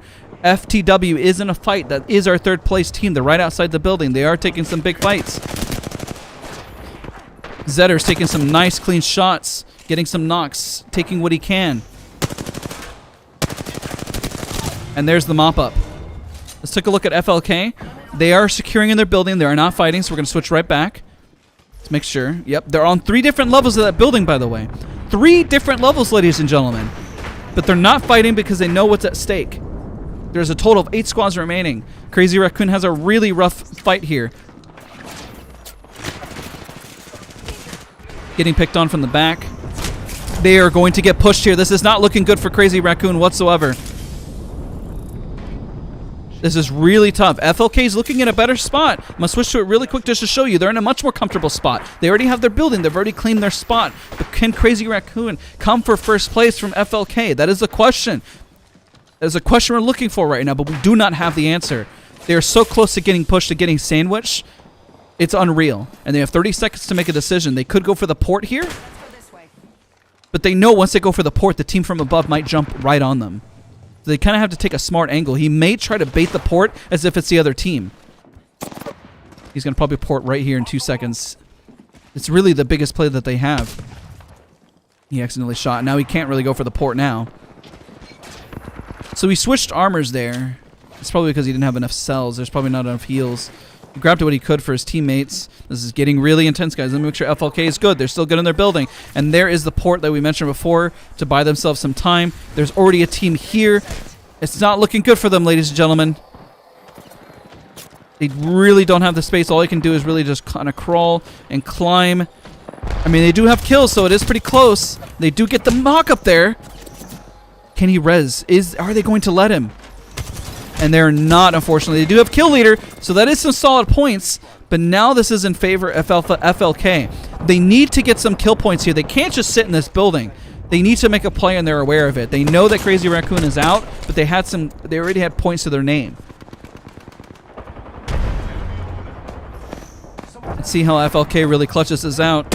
If they can, they need some kill points. They can't just get second place here. Otherwise, Crazy Raccoon could take first place from them. They played that as well as they could. That was a really tough rotation in.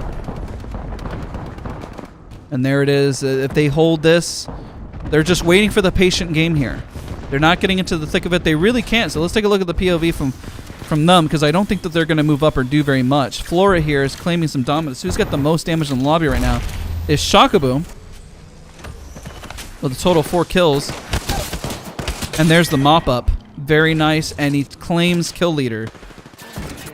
We got everyone else in the building on 3 different levels up here. So if you look, you see, look at them. They're all on 3 different levels of the building altogether. This is going to be really close, ladies and gentlemen. I don't really know who's going to claim first. Crazy Raccoon had some solid kill points on the leaderboard there, but I don't know if they're going, if it's going to be enough. It's going to be close.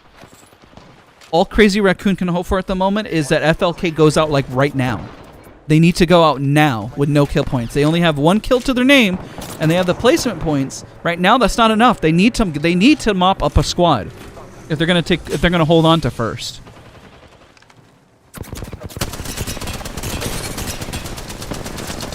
Spitfire for days, but I mean,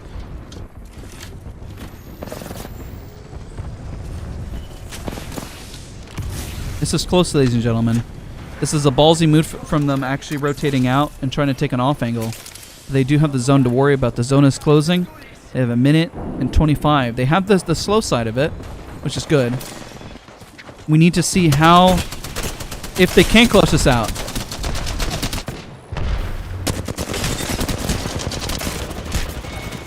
Oh man, I think they went out in 3rd place there, but they didn't get any extra kill points. So I mean, the points, it's going to be really close, guys. It's going to be really close. And Reignite, the guy just died out to zone. Reignite takes 1st place. Congrats to Reignite there. This is a big game. That can boost him up in the top 5 easy at that point. Nice emote there. This is going to be a tight game. This is looking pretty good for Crazy Raccoon. FLK. Ooh, I mean, they had a nice rotation there. They really tried to keep it together. They really did. In a moment, once the scoreboard updates, I mean, we'll look at it as fast as humanly possible to see who takes it away, chat. We'll try to do some quick math on our end to see who really secures it. But this is going to be really close. I don't know. I don't know. So FLK goes out with 3rd place, so that's a total of 7. Plus they have 8 points. 8 points. They went at 7th with 9 KP. I don't know. They're going to be within a margin of like a few points there. Literally. It's going to be a margin of a few points. All right, ladies and gentlemen. We'll see how fast the scoreboard gets updated. And whenever it does, you know, we'll take a big look.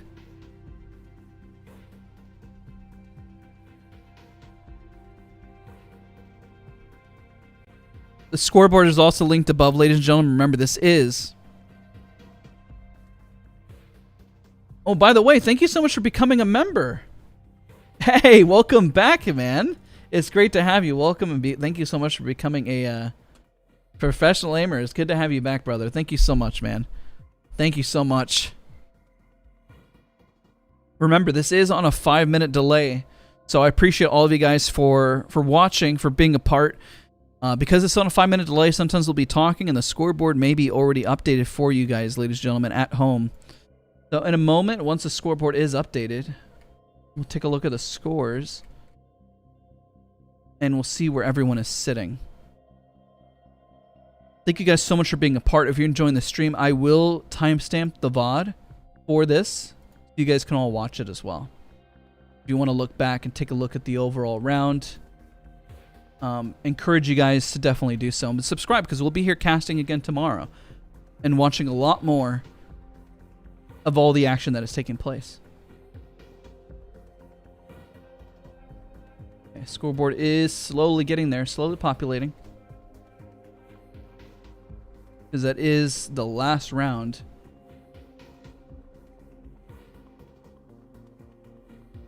For today.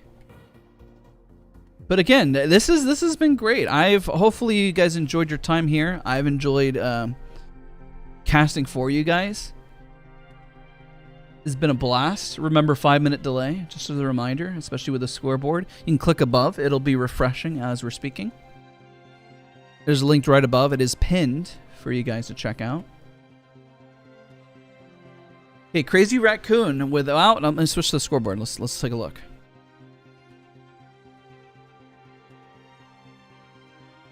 Okay. So...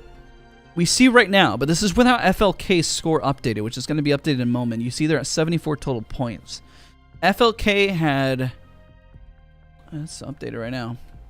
I don't remember the numbers exactly, which is why we need scoreboard updated. I think it's...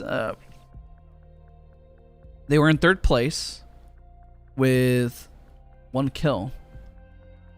So that's 7. They had 8.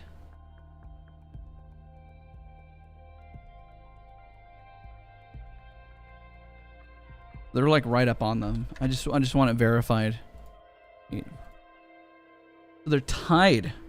So who technically takes this? We'll see in a moment who gets it updated, but they're both at 74. Where's their update? Okay, let's take a look.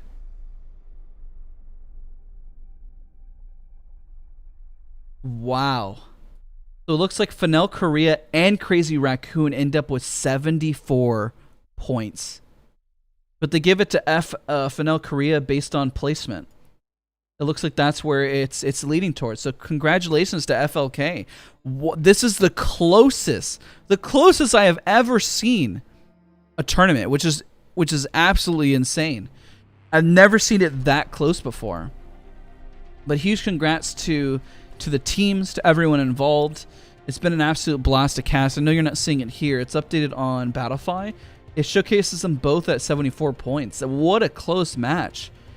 Wow, and especially seeing Zetter come in with the group, there's no team should be disappointed in how they performed. Looking back at how Crazy Raccoon performed, it was phenomenal. They played really well. And same with FLK, being able to clutch it back from the round where they got 19 points with 0 points. Reignite coming in at 3rd place with 54 points. Hit refresh. I know it's not updated on this one, but it's updated on Battlefy. And there we go. It's actually updated here. Okay. So there is a discrepancy here. On Battlefy, it's showcasing that they're giving it to FLK based on their placement because they had better... It's actually going to update. They think they're going to move it. Or they should. I'm actually going to message...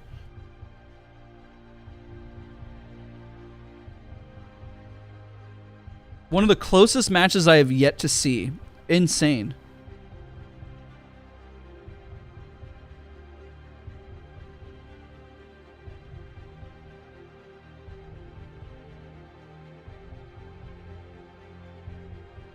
Trying to get some confirmation.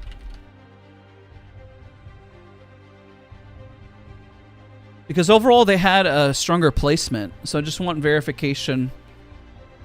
Just trying to get verification for all of you guys in chat.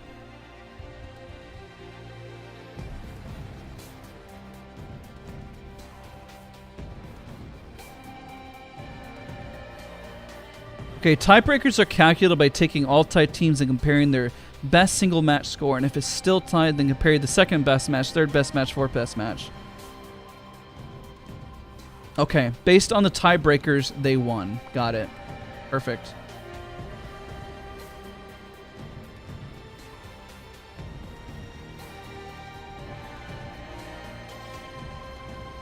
So their best match from... Because FLK had 1st place based on 12 kills, technically the 1st place gets counted higher than the 2nd place at 17 kills. Even though this was the best round in terms of kills, this is technically the... Who got 1st place? Let's see. Yeah, so this would go to FLK based on that ruling. So again, reading that out loud for you guys, ladies and gentlemen.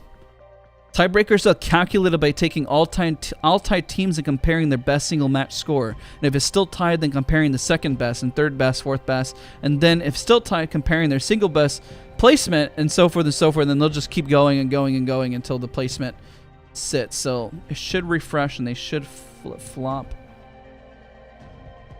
but this goes to FLK. So congratulations. This was a really, really tight match. Really, really close, ladies and gentlemen. I know here is showcasing them, but just as an FYI, it's because of this ruling why FLK takes it. It's on Battlefy, which I'm going to link for all you guys, where you see the Battlefy official ruling.